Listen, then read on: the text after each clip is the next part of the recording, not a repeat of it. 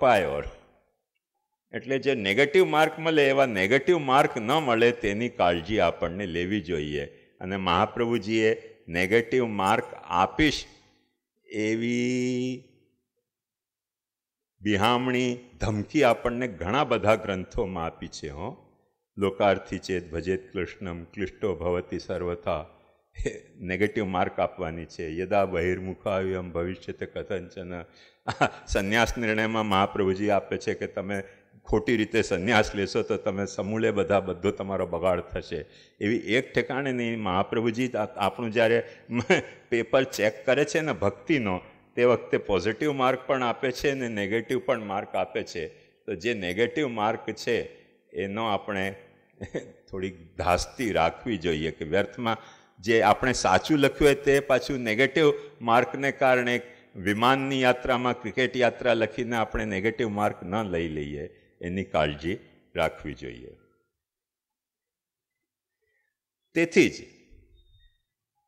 એક વાત ખાસ ખ્યાલમાં રાખવાની કે મહાપ્રભુજીએ પુરુષોત્તમ સહસ્રનામ અને ત્રિવિધ નામાવલી એટલા માટે નથી લખી કે તમે ભાગવત વાંચો નહીં, ભાગવતનું શ્રવણ મનન ચિંતન કરો નહીં, એટલા માટે નથી લખી. પણ ભાગવતનું શ્રવણ મનન ચિંતન તમે સરખી રીતે કરી શકો તેના માટે પુરુષોત્તમ સહસ્રનામ અને ત્રિવિધ નામાવલી લખી છે. તમે જો એવો દુરુપયોગ કરો પુરુષોત્તમ સહસ્રનામનો કે ચાલો હવે છૂટી થઈ, સૈયા ભય કુતવા લબડા કાહે કા, હવે મહાપ્રભુજીએ તો પુરુષોત્તમ સહસ્રનામ લખી દીધું, હવે ભાગવત શા માટે વાંચવી? મહાપ્રભુજીએ પોતે કબૂલ રાખ્યું છે કે આ પુરુષોત્તમ સહસ્રનામને પાઠ કરવાથી ભાગવતના પાઠનો પુણ્ય મળશે. પણ પુણ્ય મળશે પણ નેગેટિવ માર્ક પણ મળી શકે છે જો ભાગવત વાંચવાનો તમારો અભિગમ ખંડિત થયો હોય તો. પુરુષોત્તમ સહસ્રનામ વાંચીને ભાગવતનો સાચો અભિપ્રાય, સાચો લીલાનો સ્વરૂપ, દરેકે દરેક સ્કંદ, દરેકે દરેક અધ્યાય, દરેકે દરેક પ્રકરણ કેવી રીતે ભગવાનના નામ બની શકે છે, એટલે ભગવાનની આ નામ લીલા છે એ જો કડી તમને જોડતા ન આવડી પુરુષોત્તમ સહસ્રનામનો સહારો લઈને, તો તમને ભાગવત પુરુષોત્તમ સહસ્રનામના પાઠના કારણે નેગેટિવ માર્ક મળી શકે છે. વિમાન યાત્રામાં ક્રિકેટ યાત્રા લખવાનો નેગેટિવ માર્ક. એટલે પુરુષોત્તમ સહસ્રનામ ત્રિવિધ નામાવલીમાં કોઈ ન્યૂનતા નથી, ડેફિનેટલી બહુ મોટી ઉપકારકતા છે, પણ એનો સદુપયોગ કરવો જોઈએ, એનો દુરુપયોગ નહીં.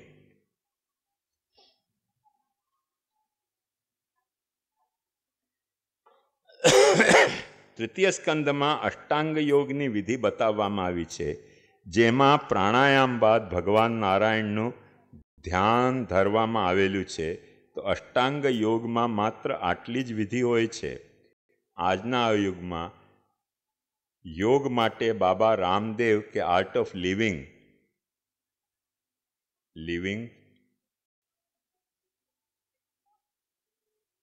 क्या है fame art of living fame Shri Shri રવિશંકરજીની યોગ અને પ્રાણાયામની વિધિ બહુ ચાલી રહી છે. તો શું આ અધ્યાયમાં બતાવેલી વિધિથી તે અલગ છે કે તેને અનુસરી શકાય?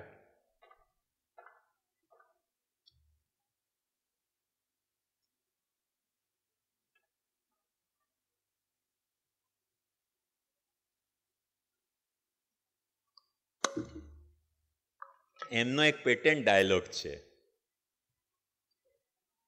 અને એ પેટન્ટ ડાયલોગ એવો છે કે હાલ તબક્કે જૂના જમાનાથી બધું વિપરીત ચાલી રહ્યું છે. મેં પૂછ્યું એવું કેમ? તો કહેતા હતા કે જૂના જમાનામાં મહારાજ એવું હતું કે જાજરૂ જંગલમાં જતા અને જમવા ઘરમાં આવતા. આજકાલ જાજરૂ ઘરમાં જાય છે અને જમવા પિકનિક માટે જંગલમાં જાય છે.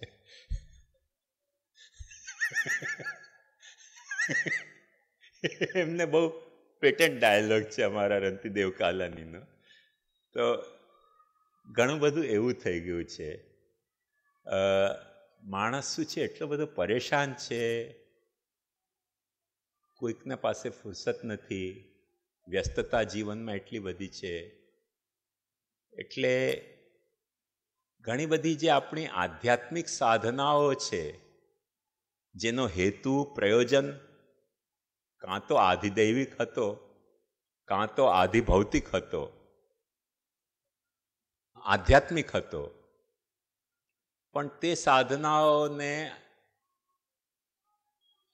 ની જે ગરિમા છે તે લોકો ભૂલી ગયા, કેમ કે આપણા મનની ભીતર તે આધિદૈવિક કે આધ્યાત્મિક પ્રયોજનો જ મોતે નથી રહ્યા.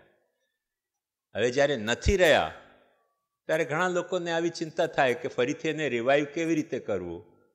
તો લોકોને એવી એક વૃત્તિ હોય છે કે તમને શું કામ આવી શકે, હમ ઉસી કો ખુદા સમજતે हैं जो मुसीबत में काम आ जाए. તમને હાર્ટ એટેક થાય છે ને તો તમને બતાવી દે કે હાર્ટ એટેક દૂર કરવા માટે આ યોગાસન કરો. તમને અસ્થમા થાય છે તો તમને એક યોગનો આસન બતાવી દે કે આ આસનથી તમારો અસ્થમા દૂર થઈ જશે. ઘણા લોકોને ટાલ પડી જતી હોય છે તો બતાવી દે કે આમ કરતા રહેવાનું, તેથી ટાલમાં વાલ ઉગી જશે. હવે એક વસ્તુ છે કે કેમ કે એ આપણી લાચારી છે કે આપણને યોગશ ચિત્તવૃત્તિ નિરોધ અયમ હિ પરમો ધર્મો યદ યોગેના આત્મદર્શનમ. આત્મદર્શનની આપણને મૂળમાં ગરજ જ નથી. ગરજ જ નથી, તેથી યોગ પ્રણાલી લુપ્ત ન થઈ જાય. એટલે આ બધા લોકો શું કરે છે, કોઈક રીતે યોગને ટકાવી રાખવા માટે આવા બધા લૌકિક પ્રયોજનોથી યોગનો સ્વાસ્થ્ય જેવા, ચિત્ત શાંતિ જેવા, બિઝનેસ મેનેજમેન્ટ જેવા, બિઝનેસ મેનેજમેન્ટમાં યોગ કેવી રીતે સહાયક થાય, પરણવામાં કેવી રીતે યોગ સહાયક થાય, એ ઘણા બધા ઉપયોગો કાઢી કહે છે, જેથી કરીને યોગ વિદ્યાને આપણે ભૂલી ન જઈએ. પણ એ કરે છે, સારું કરે છે, એમાં કાંઈ ખોટું નથી કે આ રીતે યોગ રહે તો સારું. પણ આમાં એક ભયસ્થાન બસ એટલું જ છે કે યોગનો આ પ્રયોજન નથી મૂળમાં શાસ્ત્રીય પ્રયોજન. યોગનો શાસ્ત્રીય પ્રયોજન આ પેટની એસિડિટીને દૂર કરવું અને માથામાં વાળ ઉગાવવા એ બધો નથી. બીજા ઉપાયો પણ ઘણા બધા અવેલેબલ છે, તેનાથી આપણે આ બધા ઉપાય કરી શકીએ. પણ હવે કેમ કે નહીં તો લોકોને એ વસ્તુની જ ગરજ નથી રહી, તો પછી જે રીતે જે લોકોને સમજમાં આવે, પુષ્ટિમાર્ગમાં પણ આજે એ જ પ્રેક્ટિકલ પદ્ધતિ અપનાવીને સેવાને પોપ્યુલર કરો, કીર્તનને પોપ્યુલર કરો. પણ સેવાનું પ્રયોજન જે ભક્તિ હતી તે ભક્તિનો કોઈને પ્રયોજન રહ્યો નથી. એટલે લોકો સેવાને ટકાવી રાખવા માગે છે ભક્તિના એવજમાં. પણ ભક્તિના એવજમાં જ્યારે આપણે સેવાને ટકાવી રાખવા માગીએ છીએ ત્યારે એ સેવા ભક્તિ માર્ગી સેવા નહીં રહીને પ્રદર્શન માર્ગી સેવા થઈ જાય. એમ ઘણા બધા ઉપાયો જે મૂળ હેતુથી ઉપદેશાયેલા છે તેમાં એનો વિનિયોગ થાય તો એની ઉપયોગિતા છે, અને તેમાં વિનિયોગ ન થાય તો એમાં ઘણા બધા ભયસ્થાનો રહેલા છે કે એનો પછી ખોટો અર્થઘટન થઈ જાય. એટલે ખોટો અર્થઘટન થઈ જાય તો પછી એ જાળવીને પણ રાખ્યું ને આપણે એ વિદ્યા કે એ સાધના, એનો પછી બહુ પ્રયોજન સિદ્ધ નથી થતો. એટલે જે શ્રી રવિશંકર શીખવાડે છે એ સારું જ હશે. મેં કોઈ દિવસે એમને જાણ્યું નથી કે શું છે એમનું. રામદેવ બાબા તો યોગના છે, એટલે એ યોગના બધા જે આસનો છે એનાથી શરીર સ્વસ્થ રહે જ છે, એ વાત સાચી છે. પણ મૂળ યોગ શરીરને સ્વસ્થ રાખવા માટે નથી. યોગથી શરીરનું જે સ્વાસ્થ્ય જળવાય છે તે પણ આધ્યાત્મિક સ્વાસ્થ્ય જાળવવા માટે છે, શારીરિક સ્વાસ્થ્ય જાળવવા માટે નહીં. એ વાત ભૂલવી ન જોઈએ. એટલે આધ્યાત્મિક સ્વાસ્થ્ય જાળવવા માટે જે શારીરિક સ્વાસ્થ્ય જાળવવો અને શારીરિક સ્વાસ્થ્ય જાળવવા માટે જે આધ્યાત્મિક સ્વાસ્થ્ય જાળવવો, તો આપણે બળદગાડાની પાછળ બળદને બાંધ્યા જેવું થઈ જાય. એ મુદ્દો આપણે ભૂલવો ન જોઈએ. બાકી વાત ખોટી છે કે શક્ય છે કે અશક્ય છે એ મુદ્દો મને એટલો મહત્વપૂર્ણ નથી લાગતો. એમની કાંઈ ગણતરી ચોક્કસ હશે, આટલા કુશલ છે, કેમ કે એમને જેટલું યોગ આવે છે એટલું યોગ મને નથી આવતું, તો જરૂર એમણે કાંઈ ગણતરી હશે. પણ મૂળ યોગ શાસ્ત્રનો જે પ્રયોજન છે એ આત્મદર્શન પ્રયોજન છે, શરીર દર્શન પ્રયોજન નથી. એટલે શરીરનો પણ સ્વાસ્થ્ય આત્મદર્શનોપયોગી થાય તો યોગનો સાચો પ્રયોજન સિદ્ધ થયો કહેવાય. પણ આજે મૂળમાં કોઈકને આત્મદર્શન જ ન કરવા હોય તો એમને યોગ તરફ વાળવા કેવી રીતે, એવા કંઈક અભિગમથી એમણે આ બધા પ્રકારો પ્રસ્તુત કર્યા છે એવું મને લાગે છે. મુક્ત જીવો, જય વિજય વગેરે તેની ઉત્પત્તિ અને મુક્તિ એ પ્રભુના મહાત્મ્ય કર્તુમ અકર્તુમ અન્યથા કર્તુમ જણાવવા માટે છે કે પછી લીલા દ્વારા શાસ્ત્ર સ્થાપિત કરવા માટે છે કે પછી લીલા થઈ રહી છે તેમાંથી શાસ્ત્ર સ્થાપિત થઈ જાય છે? આધુનિક જીવોએ આમાંથી શું ગ્રહણ કરવું? એક વાત કહું કે એકા ક્રિયા વ્યર્થ કરી પ્રસિદ્ધા. પ્રભુની કોઈ પણ એક ક્રિયાથી અનેક ક્રિયાઓ સિદ્ધ થતી હોય છે. એમાં તમને શું ગમે છે એ મુખ્ય મુદ્દો નથી ભક્તિ માર્ગનો. કેમ કે તમને શું ગમે છે એ જો મુખ્ય મુદ્દો તમે સ્વીકારશો તો તમારી ભક્તિ સકામ થઈ જશે. અને જેટલા પણ પ્રયોજન સિદ્ધ થતા હોય, જેટલે કોઈક લીલાથી પ્રભુની ધર્મ સિદ્ધ થતો હોય, કોઈક પ્રભુની લીલાથી અર્થ સિદ્ધ થતો હોય, કોઈ પ્રભુની લીલાથી કામ સિદ્ધ થતો હોય, કોઈ પ્રભુની લીલાથી મોક્ષ સિદ્ધ થતો હોય, તો આપણને કેમ કે ધર્મની કોઈક લાલસા વધારે હોય કે અર્થ લાલસા વધારે હોય કે કામ લાલસા વધારે હોય કે મોક્ષ લાલસા વધારે હોય તો આપણને તે તરફ અભિગમ વધે લીલાના એ ચિંતનમાં. તો એ વધે તો વાંધો નહીં કે પ્રભુએ એ લીલા કરી છે, એમાંથી આ સિદ્ધ થઈ રહ્યું છે ધર્મ, કાં તો અર્થ, કાં તો કામ, કાં તો મોક્ષ. પણ ભક્તિ માર્ગનો અભિગમ એવો છે કે ધર્મ, અર્થ, કામ, મોક્ષ પણ અંતે ભક્ત્યર્થ હોય તો એ સાચા, અને ભક્ત્યર્થ ન હોય તો ભક્તિને કોઈ દિવસે ધર્માર્થ કરવી નહીં, ભક્તિને કોઈ દિવસે અર્થ માટે કરવી નહીં, અર્થ પ્રાપ્તિ માટે કરવી નહીં, ભક્તિને કોઈ દિવસે કામ પૂર્તિ માટે કરવી નહીં, અને ભક્તિને કોઈ દિવસે મોક્ષ પ્રાપ્તિ માટે. ધર્મ પણ જો આપણે ભક્તિ માટે કરી શકતા હોઈએ, અર્થ પુરુષાર્થ પણ આપણે ભક્તિ માટે કરી શકતા હોઈએ, કામ પુરુષાર્થ પણ આપણે ભક્તિ માટે કરી શકતા હોઈએ, કે મુક્તિ પણ આપણે ભક્તિ કરવા માટે મેળવતા હોઈએ, તો એ ભક્તિ માર્ગી પ્રણાલી થઈ ગઈ, ભક્તિ યોગ થઈ ગયો. અને ભક્તિને પણ આપણે ધર્મ માટે કરવા જશું તો ભક્તિ પછી ભક્તિ યોગ નહીં રહીને ધર્મયોગ થઈ ગયો. ભક્તિ પણ જ્યારે પૈસા કમાવા માટે કરવા જશું તો ભક્તિ ભક્તિયોગ નહીં રહીને અર્થયોગ થઈ ગયો. ભક્તિને જ્યારે કામ પૂર્તિ માટે કરવા જશું તો ભક્તિ ભક્તિયોગ નહીં રહીને કામયોગ થઈ ગયો. અને ભક્તિને જ્યારે મુક્તિ માટે કરવા જઈએ છીએ ત્યારે ભક્તિ ભક્તિયોગ નહીં રહીને મુક્તિયોગ થઈ જાય છે. આપણે ત્યાં મુક્તિયોગ, ધર્મયોગ, અર્થયોગ, કામયોગ કે ભક્તિયોગની પ્રધાનતા નથી, આપણે ત્યાં ભક્તિયોગની પ્રધાનતા છે. એટલે ધર્માર્થ કામ મોક્ષ પણ ભક્તિ માટે થવા જોઈએ, ભક્તિ ધર્માર્થ કામ મોક્ષ માટે ન થવી જોઈએ. એ આપણા ભક્તિયોગનો અભિગમ છે. એટલી વાત ખ્યાલમાં રાખશો તો દરેક વાત સમજમાં આવશે. જે ધર્મયોગી છે એ ધર્મયોગી યદી ભક્તિ કરશો હશે તો એના જીવનમાં તમને ધર્મ અને ભક્તિ બંને દેખાશે. પણ એ બંને દેખાવા છતાં પણ એ ધર્મયોગી છે, ભક્તિયોગી નથી. અને જે ભક્તિયોગી છે એના જીવનમાં પણ તમને ધર્મ દેખાશે, ભક્તિ એ દેખાશે. પણ એ ભક્તિયોગી જે છે એના જીવનમાં ધર્મ દેખાતો હોય તો પણ એ ધર્મયોગી નથી, એ ભક્તિયોગી છે. જે કામયોગી છે એને જીવનમાં કદાચ ભક્તિ દેખાય કે ભાઈ સુંદર સ્ત્રી મળી જાય તો હું ભગવાનને પૂજા કરીશ, ગિરિરાજજીની પરિક્રમા કરી આવીશ, એ દૂધ ચઢાવી આવીશ, તો એ કામયોગી થઈ ગયો સારો.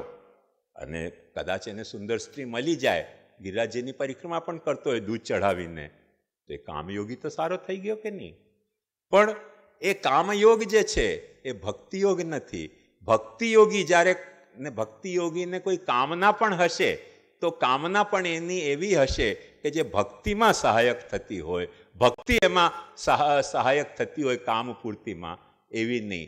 એટલે ભક્તિયોગી અને કામયોગીમાં બંનેમાં કામ અને ભક્તિ બંને મોજૂદ છે, પણ એકમાં કામના માટે ભક્તિ છે અને એમાં ભક્તિના માટે કામ છે.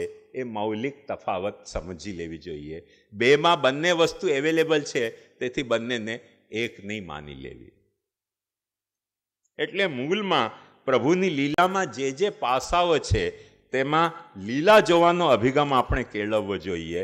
લીલામાંથી આ જોવાની, આ બધા પાસાઓનો જોવાનો અભિગમ રાખવાનો કોઈ ભક્તિયોગમાં મહત્વ નથી. આપે જે ભક્ત હોવાની ઓળખ બતાવી તે વ્યક્તિ પોતાના માટે જોઈ શકે છે, પરંતુ અહીં જે ભક્ત મુખથી શ્રવણ કરવું જોઈએ તે બીજા અધિકાર તરીકે બતાવ્યું છે. તેથી વક્તા ભાગવત શ્રવણ કરાવી રહ્યો હોય એટલે કે બીજી વ્યક્તિ તરીકે તમે કેમ ઓળખવી તે વાત છે.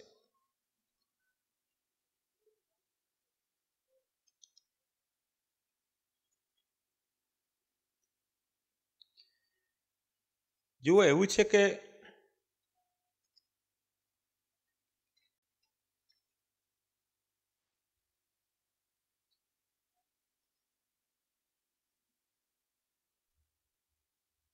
જે ઓળખ છે ને, ઓળખાણ,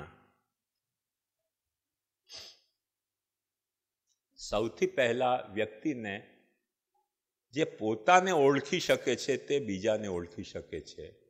એ નીતિનો પહેલો સિદ્ધાંત છે. જે પોતાને નથી ઓળખતો તે બીજાને ઓળખી શકતો નથી. તેથી જ સુકરાત એમ કહેતો હતો, નો દાય સેલ્ફ. તમે તમારી જાતને પહેલા ઓળખો. તમારી જાતને તમે ઓળખશો તો તમે બીજાને પણ ઓળખી શકશો. તેથી જ મહાભારતમાં પણ એમ કહેવામાં આવ્યું છે કે આત્મના પ્રતિકૂલાની પરેશાનને સમાચારે. જે વસ્તુ તમને ન ગમતી હોય એની જો તમને બરાબર ઓળખ હોય તો તમને સમજ પડશે કે એ વસ્તુ બીજાને પણ નહીં ગમતી. તો જો મને જે ન ગમતી હોય તે મારા વિરુદ્ધ કોઈ કરે તો એ મને ગમશે નહીં. એવી રીતે બીજાના વિરુદ્ધ મારે એવું કામ ન કરવું જોઈએ કે જે એને ગમે નહીં. આત્માના પ્રતિકૂલાની પરેશાન ન સમાચરિત. એટલે સૌથી પહેલી શરત એ છે કે આપણે પોતાની જાતને ઓળખવી જોઈએ. હવે આપણી જાતને આપણે ઓળખી ગયા પછી બીજાને ઓળખવામાં બહુ તકલીફ નથી થતી. કેમ કે ઉપનિષદમાં, ભાગવતમાં જ એક બહુ સુંદર વચન આવે છે કે આચાર્યો બ્રહ્મણો મૂર્તિ. આચાર્યને સાક્ષાત બ્રહ્મની મૂર્તિ સમજો. એ રીતે ઓળખો. ગુરુર બ્રહ્મા ગુરુર વિષ્ણુ ગુરુર્દેવ મહેશ્વર.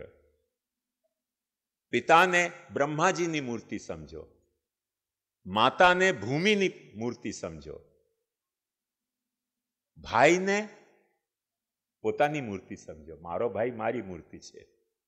ભાઈને પોતાની મૂર્તિ સમજો એમ કહેવામાં આવે છે.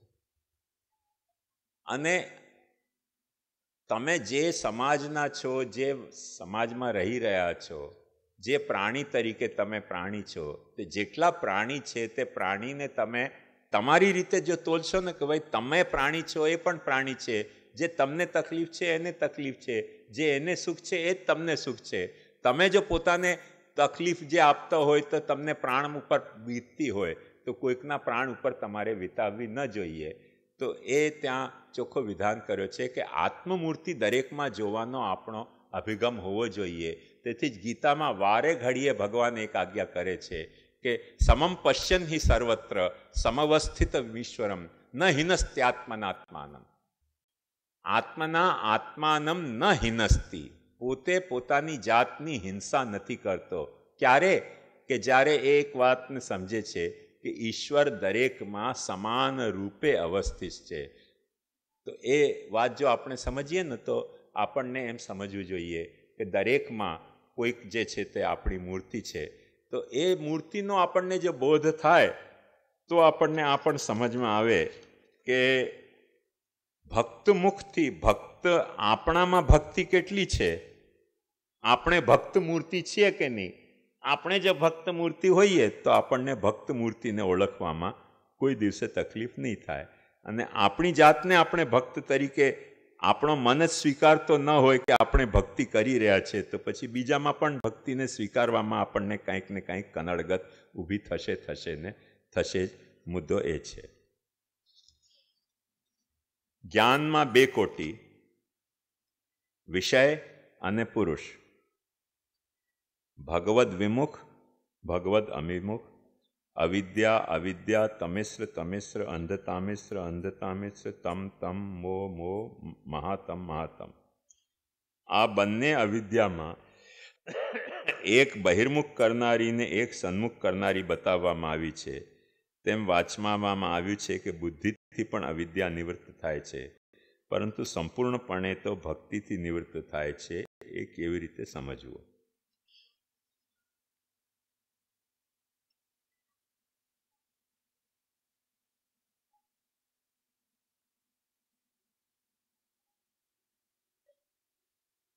ઉપનિષદમાં આ બાબતમાં બહુ સુંદર વિધાન કરવામાં આવ્યું છે.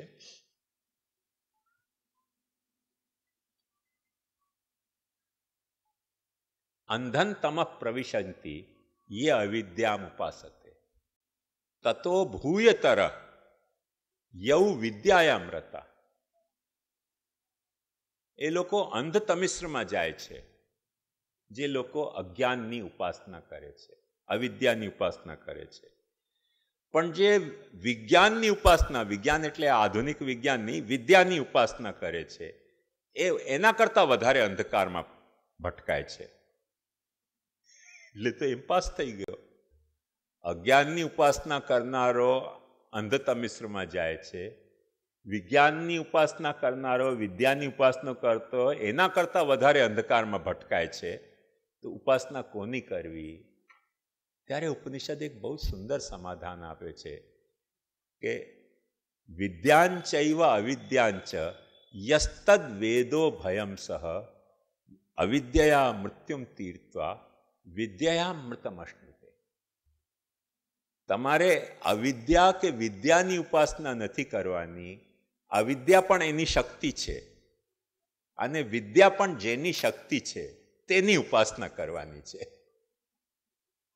જેની અવિદ્યા શક્તિ છે, જેની અવિદ્યાની માફક વિદ્યા પણ શક્તિ છે, એ વિદ્યા અવિદ્યા બંને શક્તિઓથી વિશિષ્ટ જે પરમાત્મા છે એની જો તમે ઉપાસના કરો ને તો શું થશે કે અવિદ્યા મૃત્યુમ તીર્ત્વા, અવિદ્યાને કારણે તમે મૃત્યુને ઓળંગી શકો છો અને વિદ્યાને કારણે તમને અમૃત પ્રાપ્ત થાય છે. અદ્ભુત રહસ્ય બતાવ્યું છે. કોઈ ધર્મશાસ્ત્રમાં ક્યારે આવો રહસ્ય, આવો આટલો દિવ્ય રહસ્ય ક્યાંય લખાયો હોય એવું મને હજી સુધી વાંચવામાં નહીં આવ્યું. લખ્યું હશે કદાચ, પણ મને વાંચવામાં નથી આવ્યું. અદ્ભુત રહસ્ય છે આ જીવનનો, જીવનમાં નથી આવ્યું. અદ્ભુત રહસ્ય છે આ જીવનનો, જીવનનો જ નહીં ભગવદ લીલાનો આ રહસ્ય છે કે વિદ્યા અને અવિદ્યા બંનેને આપણે ભગવાનની શક્તિ તરીકે જ્યારે પીછાણીએ ત્યારે ભગવાનના માટે વાપરી શકીએ છીએ. જ્યારે આપણે આપણી શક્તિ તરીકે એને જોતા હોઈએ છીએ ને ત્યારે ભગવાન માટે વાપરવાની આપણી બુદ્ધિ ખોરવાઈ જતી હોય છે. કેમ કે જે મારી શક્તિ છે તે તો મારા કામ માટે છે, એને ભગવાનમાં શા માટે હું લગાડું, એવો અહંકાર આવી જાય. એ કાંઈ ભગવાને આપી છે? એ તો મેં કેળવી છે. કેટલા ચોપડા વાંચ્યા, કેટલી બધી ભાગવત વાંચી, કેટલા બધા ગ્રંથો વાંચ્યા, ત્યારે વિદ્યા કેળવી છે. કઈ મફતમાં મળી છે સટ્ટામાં? એવું આપણને લાગે. પણ ભૂલે ચૂકે એક વખતે આપણને એવો ભાવ જાગે કે ગ્રંથો તો બધા જ વાંચે, પોપટ પણ રામ રામ બોલતો હોય છે અને માછલીઓ પણ ગંગાજીમાં રહેતી હોય છે. તો પોપટને રામ રામ બોલવાથી વાલ્મીકી કેમ નથી થતો? માછલી પ્રતિ દિવસ ગંગા સ્નાન કરતી પુણ્ય લાભ કેમ નથી થતો? તો જેને જ્ઞાન લાભ કે પુણ્ય લાભ થાય છે એ ભગવાનની શક્તિ તરીકે એને પીછાણીને, ગંગાજીને કે રામ નામને ભગવાનની શક્તિ તરીકે પીછાણીને ભગવાનની આરાધના તરીકે રામ બોલે ને અને ભગવાનની આરાધના તરીકે ગંગા સ્નાન કરે તો પુણ્ય લાભ અને જ્ઞાન લાભ થાય છે. પોપટના મોટા ભાગે આપણને એવી એક ભ્રમણા છે કે પોપટ ને આપણે પોપટ પોપટ બોલતો કરીએ એટલે એ પોપટને એમ લાગતું હશે કે હું પોપટ છું. ખરેખર ખોટી વાત છે. સાયકોલોજીના હિસાબે પોપટ તમને પોપટ સમજે છે અને જ્યારે પોપટ મીઠું કરતો હોય ત્યારે તમને બોલાવતો હોય છે. કેમ કે એને એમ લાગે છે કે તમારી કંઈક એવી ખોડ છે કે તમે એને જમવાનું પોપટ મીઠું કહેવા વિના નથી આપતા.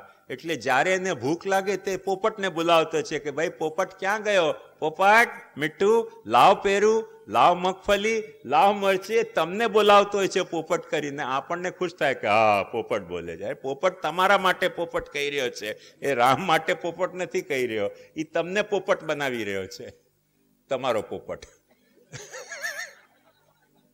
આ રહસ્ય સમજો. તો જ્યારે આપણે પોપટને પોપટ બોલતા કરી દઈએ, એ વસ્તુ નોખી છે. પોપટને પોપટ બોલતા કરી દેવું બહુ સરળ વસ્તુ છે. એક માટલામાં પોપટને પૂરો અંધારામાં, ને મોડા ઉપર જઈને દર વખતે પોપટ પોપટ કરો, પછી ખાવાનું આપો. 10-15 દિવસે એને સમજ પડી જશે કે પોપટ બોલ્યા વિના ખાવાનું મળતું નથી. આ બધા કંઈક એવા પોપટો છે. એટલે જ્યારે એને ભૂખ લાગે ત્યારે તરત કહે છે પોપટ. એ તમને બોલાવી રહ્યો છે, પોતાને નથી સમજતો કે હું પોપટ છું. એ બરાબર રહસ્ય સમજી ગયો પોપટ શબ્દનો, કે સાચો પોપટ કોણ. એટલે રામ બોલવાથી પોપટના વાલ્મીકી નથી થવાતું. ભગવાનનું આ શક્તિ છે કે પોતાના નામથી પણ પોતાનો ઉદ્ધાર કરી શકે છે. મહાપ્રભુજી આજ્ઞા કરે છે, નામ ધ્યાનાર્ચનાદિકમ હરે વીર્યમ નિરૂપ્યતે. ભગવાનની આ શક્તિ છે કે ભગવાન ધારે તો નામથી ઉદ્ધાર કરી શકે, ભગવાન ધારે તો અર્ચનાથી ઉદ્ધાર કરી શકે, ભગવાન ધારે તો ધ્યાનથી ઉદ્ધાર કરી શકે. એ ભગવાનની ઉદ્ધારક શક્તિ છે. એ ઉદ્ધારક શક્તિ સમજીને જ્યારે તમે એનો ગ્રહણ કરો છો ને, ત્યારે એમાં ઉદ્ધારકતા આવે છે. નહીં તો તમે પોપટ બની ગયા. ખ્યાલમાં આવ્યું ને? એ પછી સેવાની બાબત હોય, જપની બાબત હોય, કે કોઈ પણ બાબત હોય, ભક્તિની બાબત હોય, એમાં પણ આપણે પોપટ બની શકીએ છીએ. એ વાત ભૂલતા નહીં. કે કથાની બાબત હોય, તો મુખ્ય મુદ્દો એમાં એ છે કે વિદ્યા કે અવિદ્યા, એને જ્યારે તમે તમારી શક્તિ ગણો છો અહંકારથી, ત્યારે તમે એક પોપટ છો. તમે સમજી નથી શક્યા મૂળ મુદ્દો અવિદ્યાનો શું છે. તમે સમજી શક્યા નથી કે મૂળ મુદ્દો વિદ્યાની પાછળ શું છે. મુદ્દા કે અવિદ્યાની પાછળ મૂળ મુદ્દો એ છે કે ભગવાન વિદ્યા અને અવિદ્યાથી પોતાનો લીલા વિહાર કરી રહ્યા છે. અને લીલા વિહાર કરી રહ્યા છે તો પછી કર્મ માર્ગી સાધના હોય કે જ્ઞાન માર્ગી સાધના હોય કે ભક્તિ માર્ગી સાધના હોય, કોઈ પણ સાધના અવિદ્યા વિના શરૂ થઈ શકતી જ નથી. કોઈ પણ સાધના અવિદ્યા વિના થઈ શકતી નથી. એનો એક સામાન્ય નિરૂપણ તમે સમજો કે કર્મ કોને કહેવામાં આવે. ભગવાન પોતે ગીતામાં આજ્ઞા કરે છે કે જે પણ કર્મ છે એ કર્માણી પ્રવિભક્તાની સ્વભાવ પ્રભવેર ગુણૈ. જે કર્મોનો પ્રવિભાગ થયો છે, તમારા સ્વભાવ, વર્ણ, આશ્રમ અને તેમના જે તમારા સ્વભાવ છે અને જે તમારા ગુણો છે અને જે તમારો જે રીતે તમારું ઘડતર થયું છે, એનાથી તમારા કર્મોનો પ્રવિભાગ થયો છે. તો એક વાત સમજો કે હું જો બ્રાહ્મણ હોઉં તો સૌથી પહેલાં મારે એક અવિદ્યાને સ્વીકારવી પડશે. કેમ કે આત્મા તો બ્રાહ્મણ છે નહીં કોઈ દિવસે. આત્મા તો કોઈ દિવસે ક્ષત્રિય હોતો નથી. આત્મા તો કોઈ દિવસે વાણિયા હોતો નથી. આત્મા કોઈ દિવસે શૂદ્ર હોતો નથી. તો સૌથી પહેલાં હું બ્રાહ્મણ છું, તેથી મારે બ્રાહ્મણોચિત કર્મ કરવો. હું ક્ષત્રિય છું, તેથી મારે ક્ષત્રિયોચિત કર્મ કરવો. હું વાણિયો છું, તેથી મારે વાણિયાના વૈશ્ય કર્મ કરવો. જે કૃષિ ગોરક્ષ વાણિજ્યમ વૈશ્ય કર્મ સ્વભાવજમ પરિચર્યાત્મકમ કર્મ શૂદ્રસ્યાપી સ્વભાવજમ. એ જે હું શૂદ્ર છું, એ કોઈ પણ બ્રાહ્મણ હોવાનો જે મારો અભિગમ, કે ક્ષત્રિય હોવાનો અભિગમ, કે વૈશ્ય હોવાનો અભિગમ, કે શૂદ્ર હોવાનો અભિગમ, આ તો બહુ વર્ણાશ્રમની વાત છે. અરે ભક્ત હોવાનો અભિગમ પણ મારો અવિદ્યા વિના કેવી રીતે હોઈ શકે. હું ભક્તિ માર્ગી છું, એ હું કહેતા અવિદ્યા આવી કે ના આવી. એક વાત ધ્યાનથી સમજો કે હું ભક્તિ માર્ગી કેવી રીતે હોઈ શકું. મૂળમાં તો હું ભગવદ અંશ છું, પુષ્ટિ માર્ગી છું. લીલાના માટે હું ભક્તિ માર્ગી થયો છું. જો ભગવાન દરેક રૂપે વિલસતા હોય, બ્રહ્મ લટકા કરે બ્રહ્મ પાસે, તો હું કર્મ માર્ગી છું. હું કર્મ માર્ગી નથી. ભગવાન પોતાને કર્મથી પોતાનો આનંદ મેળવવા માટે કર્મ માર્ગી થયા છે. હું જો જ્ઞાન માર્ગી હોઉં તો ભગવાન પોતાનો કર્મથી આનંદ મેળવવા માટે, જ્ઞાનથી આનંદ મેળવવા માટે જ્ઞાન માર્ગી થયા છે. હું જો ભક્તિ માર્ગી હોઉં તો ભગવાન પોતાનો ભક્તિથી આનંદ મેળવવા માટે ભક્તિ માર્ગી જીવ થયા છે. હું જો પ્રવાહ માર્ગી હોઉં તો ભગવાન પોતાનો આનંદ મેળવવા માટે પ્રવાહી દુર્ગ કે આર્ગ્ય આસુરી જીવ બન્યા છે. હું જો મર્યાદા માર્ગી હોઉં તો ભગવાન પોતાનો મર્યાદાનો આનંદ મેળવવા માટે મર્યાદા માર્ગી જીવ બન્યા છે. હું જો પુષ્ટિ માર્ગી હોઉં, ભક્તિ માર્ગી હોઉં તો ભગવાન પોતાનો આનંદ મેળવવા માટે પુષ્ટિ માર્ગી બન્યા છે. તો ભગવાન એકચ્યુઅલી તો મારું સાચું સ્વરૂપ તો ભગવદ રૂપ છે, ભગવાન બન્યા છે. તો પણ અવિદ્યા વિના મને એ કેવી રીતે ખબર પડે કે હું પુષ્ટિ માર્ગી છું? એટલે અવિદ્યા મૃત્યુમ તીર્થવા. આ જે સંસ્કૃતિનો જે મૃત્યુ છે, જન્મ મરણના ચક્રની જે સંસ્કૃતિ છે, એ જે જન્મ મરણના ચક્રમાં મને ફસાવી રાખે છે, એનાથી જો મારે મુક્તિ મેળવવી હોય તો સૌથી પહેલાં અવિદ્યા મને સહાયક થશે કે હું પુષ્ટિ માર્ગી છું, હું મર્યાદા માર્ગી છું. તેથી જન્મ મૃત્યુના ચક્રથી મારે છૂટવા માટે મર્યાદાનો અનુસરણ કરવો જોઈએ. એ અવિદ્યા. અવિદ્યા મૃત્યુમ તીર્થવા. અને પછી વિદ્યા, કે તો ભગવાનનો સાચો સ્વરૂપ શું એ વિદ્યાથી સમજમાં આવશે. અને વિદ્યાથી જ્યારે સમજમાં આવશે ત્યારે અમૃતમ ભગવંતમ અશ્નુતે, પછી તમને ભગવાનના આનંદનો આ તમારા માર્ગથી આનંદ મળશે. કર્મ માર્ગી હશો તો આત્મસુખ ભગવાનનો આનંદ મળશે. જ્ઞાન માર્ગી હશો તો બ્રહ્માનંદનો આનંદ મળશે. પુષ્ટિ માર્ગી હશો તો ભજનાનંદનો આનંદ મળશે. પણ અવિદ્યા મૃત્યુમ તીર્થવા વિદ્યામૃતમ અશ્નુતે, એ આખો સેટઅપ છે, એ આપણે સમજવો જોઈએ. એટલે અવિદ્યા કે વિદ્યા એ બંનેને જ્યારે હું મારી શક્તિ ગણું છું ત્યારે મને આ લાભ મળતો નથી. પણ જ્યારે ભગવાનની શક્તિ ગણું છું અને ભગવાન મારી સાથે આ રીતે લીલા કરી રહ્યા છે, એટલે મારે અવિદ્યાથી પરહેજ નહીં અને વિદ્યાનો મને વ્યસન નહીં. વિદ્યા અવિદ્યા બંનેને ભગવાનના ચરણમાં સમર્પણ કરું. હું બ્રહ્મ સંબંધ લઉં ભગવાનની સેવા કરવા માટે, તો મારે બ્રહ્મ સંબંધ લેવું જોઈએ. બ્રહ્મ સંબંધમાં શરૂઆતમાં પહેલા તબક્કામાં જ અહમ આવી જાય છે. શરૂઆત પહેલામાં અહમ આવી ગયો. અહમ વિના બ્રહ્મ સંબંધનો પહેલો ફ્રેઝ પૂરો થતો નથી. પહેલો ફ્રેઝ પૂરો થાય છે અહમથી, બીજો ફ્રેઝ પૂરો થાય છે કૃષ્ણાયથી, ત્રીજો ફ્રેઝ પૂરો થાય છે સમર્પયામીથી. હવે સમર્પયામી એટલે મમતા વિના કેવી રીતે સમર્પણ કરી શકે? એવો મારા ઘર દારા પુત્ર આપ્ત વગેરે હું મારા ન માનતો હું તો હું સમર્પણ કેવી રીતે કરી શકું? કોઈની પત્નીને હું સમર્પિત કરી શકું કે ભગવાન આ પત્ની છે, આનું તમને સમર્પણ કરજો? એટલે તું કોણ સમર્પણ કરનારો મારી પત્નીને? પ્રભુને. કોઈકની પત્નીને આપણે સમર્પણ ન કરી શકીએ. આવું જો આપણે અર્થ ઘટન કરીએ તો પછી પોતાના ઘરનું સમર્પણ કરે જ નહીં, લોકો બીજાના ઘરનું સમર્પણ કરે. વ્યર્થમાં ભાંજગણમાં શા માટે ઘરમાં પધરાવાનું? હું તમારું ઘર સમર્પણ કરી દઉં ઠાકોરજીને, તમારો ઘર ઠાકોરજી માટે થઈ જાય. મારે બંને બાજુમાં મજા. ભગવાનને ઘર પણ સમર્પણ કર્યો અને સેવાની ભાંજગણ મારા ઉપર આવી નહીં, તો હું શા માટે મારું ઘર સમર્પણ કરું? તમારું જ ઘર ન સમર્પણ કરો. પોપટભાઈનું ઘર ઠાકોરજીને સમર્પણ. રડતા રે પોપટભાઈ મારા નામે, મારું શું ગયું એમાં? મારે તો બંને હાથમાં લાડુ આવી ગયા ને, સમર્પણ કર્યું ઘરનું અને સેવાની પણ માથે પે જિમ્મેદારી આવી નહીં. તમારી પત્નીનું સમર્પણ કરો, એ ગાળો આપતી રહે તો આપતી રહે, મારું શું ગયું એમાં? મારી વાઈફ સાથે હું ફરવા જાઉં પછી હિલ સ્ટેશન ઉપર, કે તમારી વાઈફનું સમર્પણ કર્યું છે, કરતી રહે સેવા, મારે શું લેવા દેવા? આવી રીતે ન થાય ભાઈ. તમારું ધનનું સમર્પણ હું કેવી રીતે કરી શકું? તમારા ધનનું સમર્પણ હું કેવી રીતે કરી શકું? મારે મારા ધનનું સમર્પણ કરવું જોઈએ. સમર્પણ કરવું હોય તો એક સીધી સી વાત સમજો કે જ્યારે માને મારું ધન, મારું ઘર, મારા પરિવારજનનું સમર્પણ કરવું હશે તો મમતા આવી કે ના આવી? મમતા આવી તો પહેલા જ અવિદ્યા આવી ગઈ. અહંતા મમતા એ તો અવિદ્યા છે. પાછું દાસોહમ કહીએ ત્યાં અહમ આવી ગયો. ફરક શું પડ્યો? નથી. અહમને એક વિશેષણ લગાડ્યો દાસ, પણ અહમ કાયમ તો રહ્યો ને. અહમ કેન્સલ ક્યાં થયો? પાછી અવિદ્યા આવી ગઈ. એટલે અવિદ્યા મૃત્યુમ તીર્થવા.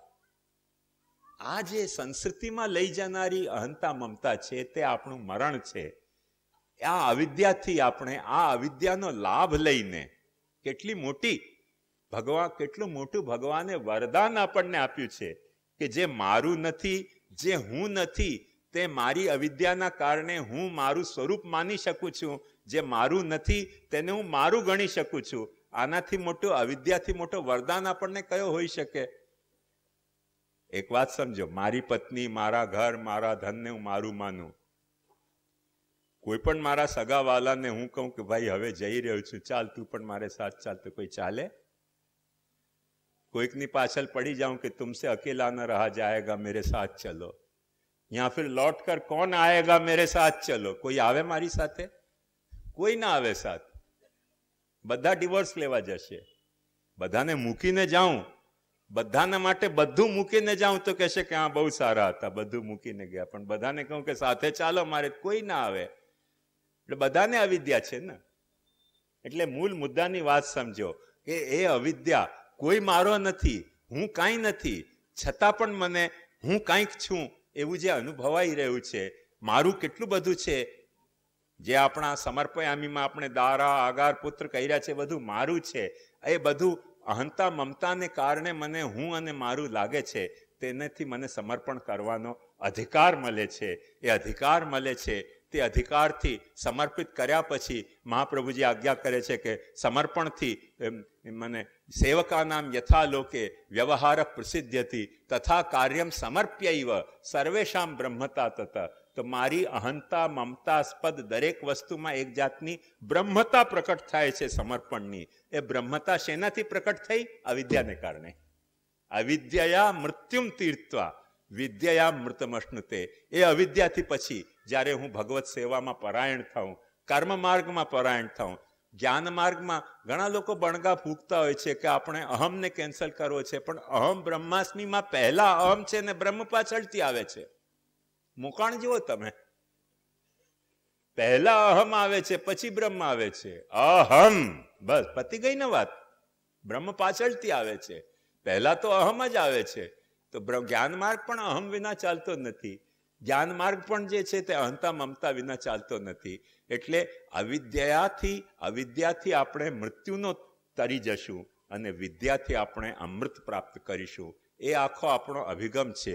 અને એ અભિગમને જ્યારે તમે સ્વીકારશો ને ત્યારે તમને આ વાત ખ્યાલમાં આવશે કે ક્યાં ગયો?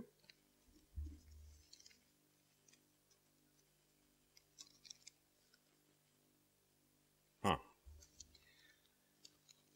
તો અવિદ્યામાં એક બહિર્મુખ કરનારી ને એક સન્મુખ કરનારી બતાવવામાં આવી છે.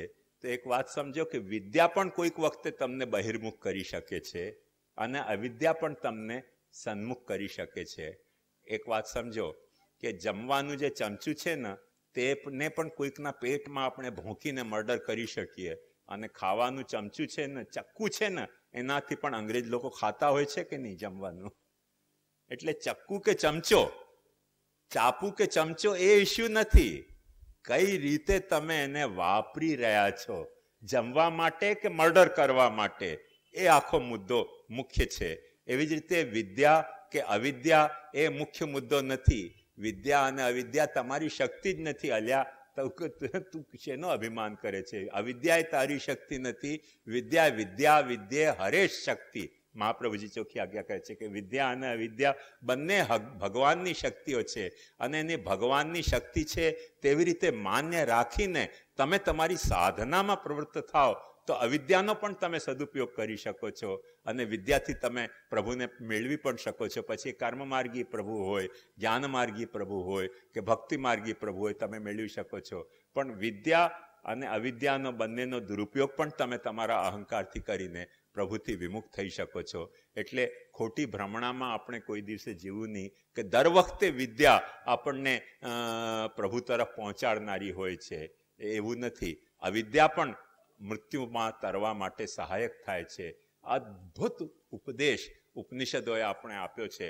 મને નથી લાગતો, ઓછામાં ઓછું મેં તો ક્યાંય પણ કોઈ ધર્મમાં આવો દિવ્ય ઉપદેશ અને આવો જેને અંગ્રેજીમાં એક શબ્દ છે, મને ગુજરાતીમાં એનો પર્યાય નથી જડતો, હોલિસ્ટિક એપ્રોચ જેને કહેવામાં, સકલગ્રાહી એક અભિગમ, સકલને ગ્રહણ કરનારો એક અભિગમ આમાં ઉપનિષદનો પ્રકટ થયો છે.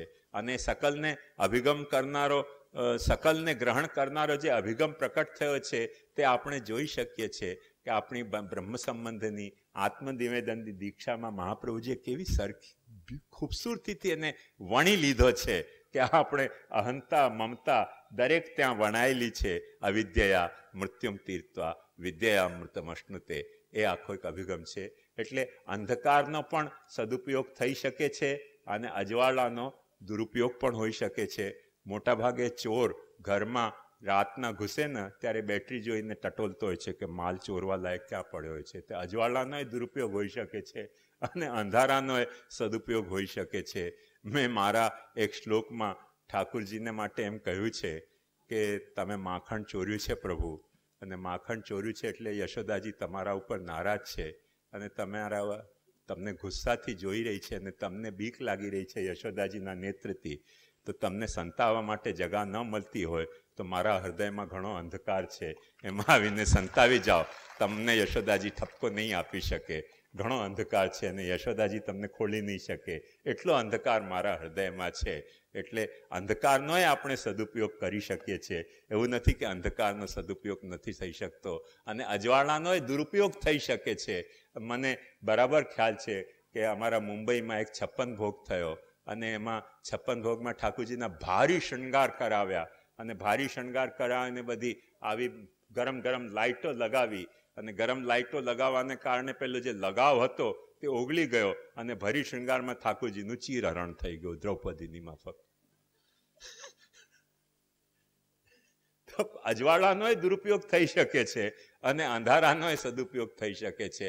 આપણે દરેક જે પ્રભુએ જે વસ્તુ પ્રકાશ અને અંધકાર, વિદ્યા અને અવિદ્યા, સત્ય અને અનૃત, જે કંઈ વસ્તુ જ્ઞાન અને અજ્ઞાન જે કંઈ પ્રકટ કર્યા છે એને પ્રભુને સમર્પિત કરીને, પ્રભુની લીલા સમજીને, પ્રભુને સમર્પિત કરવાનો અભિગમ રાખીને જો આપણે ભક્તિ માર્ગ પર આગળ ચાલશું તો આ લીલાનો આખો આપણને આનંદ મેળવી શકીશું. અને આપણી શક્તિ માનીને જ્યારે ચાલશું ત્યારે આપણે પ્રભુની લીલાથી વિખૂટા થઈ જશું અને પછી પ્રભુનો પૂરેપૂરો આનંદ આપણે માણી નહીં શકીએ.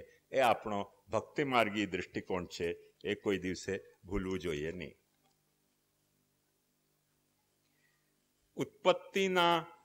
ઉપપત્તિના નિરૂપણમાં બતાવેલું છે 17મા અધ્યાયમાં કે સૃષ્ટિમાં વધુ પડતું ઉત્કર્ષ નાશનું બીજ બનતું હોય છે. તો હિરણ્યાક્ષ અને હિરણ્યકશ્યપુના વર્ણન દ્વારા લીલાની આ વાતને કયા પ્રકારે સમજવી? એક વાત સમજો,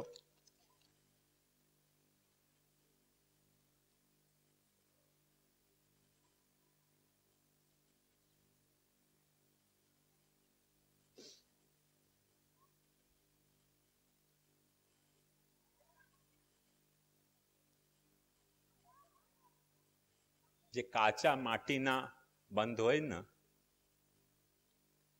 એમનામાં પાણીને સંઘરવાની પુષ્કળ શક્તિ હોય છે, પણ એમની શરત ફક્ત એક જ હોય છે કે પાણી ઉપરથી ન વહેવો જોઈએ. કાચા માટીના બંધમાં પાણી જો પાલના ઉપરથી વહે તો બાંધ તૂટી જાય. પાલના નીચે નીચે ભરાયો રહે તો માટીનો બાંધ એને સંઘરીને રાખી શકતો હોય છે. એટલે પાણી જે બંધ પાણીને સંઘરવા માટે વાપરવામાં આવે છે એ પાણી જો ત્યાં એટલો વધે, અહીંયા તમારી પાસે મોરબીમાં પણ એ જ તો હોનારત થઈ હતી ને કે પેલો બંધ પાણી બંધમાં ભરાયેલો પાણી બંધ કરતાં વધુ થઈ ગયો એટલે બંધને તોડે અને ગામને વહાવે અને બધી જ સત્યાનાશી તારાજી સર્જે. એટલે ક્યાંય પણ જ્યાં ઉત્કર્ષ થાય છે ત્યાં એવી રીતે થાય છે. પૃથ્વીમાં પણ આજે જે કંઈ તારાજી થઈ રહી છે એ માણસના વધુ પડતા ઉત્કર્ષને કારણે થઈ રહી છે. કોઈ ગધેડાએ પૃથ્વીને પોલ્યુટેડ નથી કર્યું, કોઈ કૂતરાએ પૃથ્વીને પોલ્યુટેડ નથી કર્યું. પૃથ્વીને પોલ્યુટ કરનારો, પાણીને પોલ્યુટ કરનારો, હવાને પોલ્યુટ કરનારો, આકાશને પોલ્યુટ કરનારો, બધી આપણા પંચ મહાભૂતોને પોલ્યુટ કરનારો કોઈ પ્રાણી છે તો માણસનો ઉત્કર્ષ. માણસ નહીં હો, વધુ પડતો ઉત્કર્ષ થઈ ગયો છે. તેને કારણે ઇન્ડસ્ટ્રીયલ પ્રોગ્રેસ આપણે કહીએ છીએ, પણ એ ઇન્ડસ્ટ્રીયલ પ્રોગ્રેસ જ પોલ્યુશન વધારી રહી છે. કોઈ કૂતરા, ગધેડાએ કે ઢોરે, સુવરે કોઈ દિવસે પોલ્યુશન નથી કર્યો. આપણે પોલ્યુટ કરી રહ્યા છીએ, કેમ કે આપણો ઉત્કર્ષ વધારે થઈ ગયો છે. તો દરેક વસ્તુ પ્રમાણસર હોય ને તો એમાં નાશકતા નથી હોતી.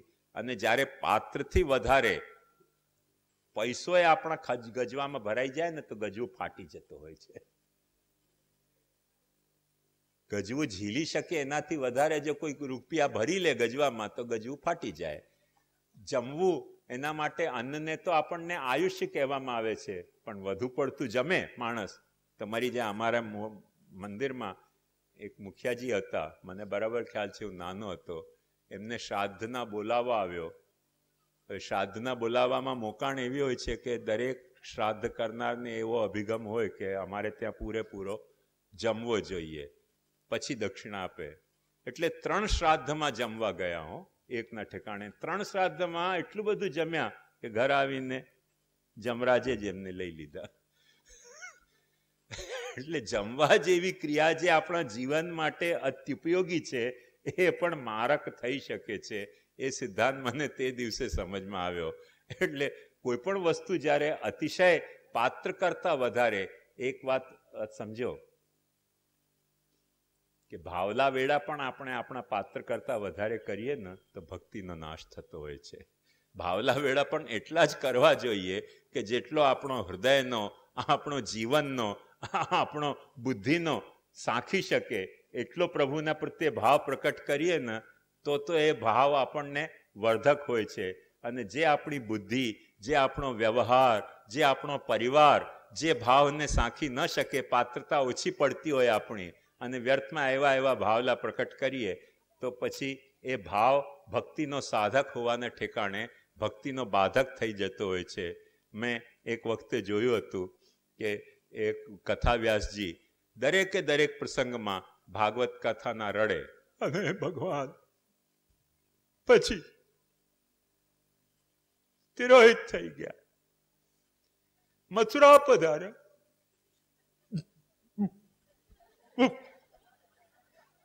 એટલે બધા શ્રોતાને થાય કે કેટલો બધો ભાવ છે એમને, કે દરેક વાતમાં વારે. મેં એક દિવસે પૂછ્યું, વારે ઘડીએ કેમ રડો છો તમે?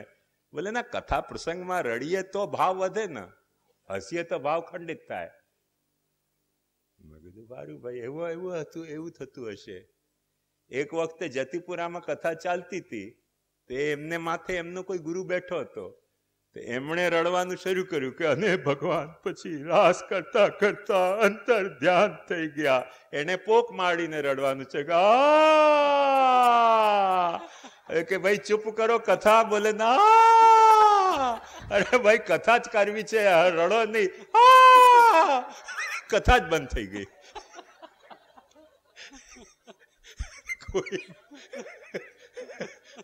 આવું થઈ જાય.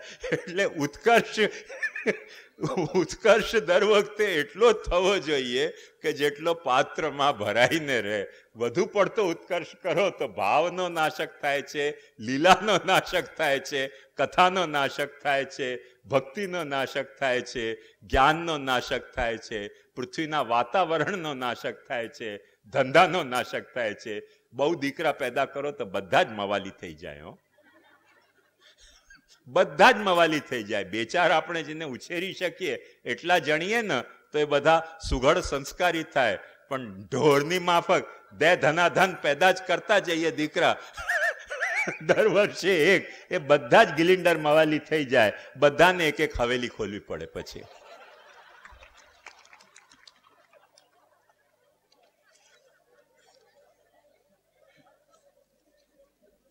મોકાણ છે. બધું પડતું ઉત્કર્ષ ન હોવો જોઈએ, પ્રમાણસર હોવો જોઈએ. પ્રમાણસર જો તમે દીકરા જણો ને તો આટલી બધી હવેલી ખોલવાની જરૂરત નથી. બધા વ્યક્તિઓ પોતપોતાના ઘરમાં સેવા કરી શકે. પણ 2 ધનાધન ઉત્કર્ષ કરીને બહુ લાલજીઓ પ્રકટ કર્યા પછી દરેક ગામમાં 2-2, 4-4 હવેલી ખોલવી. બધાને ખાવાનું તો આપવું જોઈએ ને, ક્યાંથી લાવે બાલક? એટલે પછી એક એક હવેલી ખોલી દે, બધાની રોટી મમ્મની વ્યવસ્થા થઈ જાય. એટલે વધુ પડતો ઉત્કર્ષ ઘાતક હોય છે, એમાં બે મત નથી. એ તો હું એ માનું છું.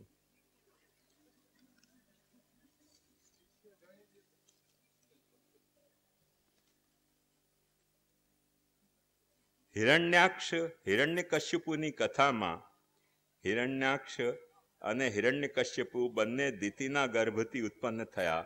બંને કુમારોના શાપથી અસુર બન્યા, પરંતુ હિરણ્યાક્ષે સર્ગલીલા બતાવે છે અને હિરણ્યકશ્યપુને પછી ઉતિ લીલામાં બતાવે છે. તો સર્ગમાં આ બાબતનું લીલાનું કારણ કેવી રીતે, મેં તમને આનો ખુલાસો કરી દીધો પહેલા જ.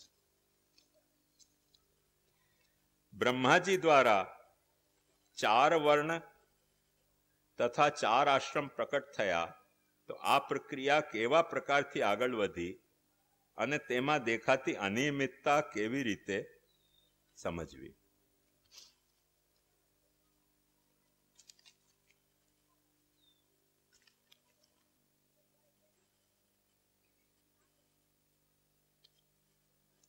આપણને એક ભ્રાંત ધારણા છે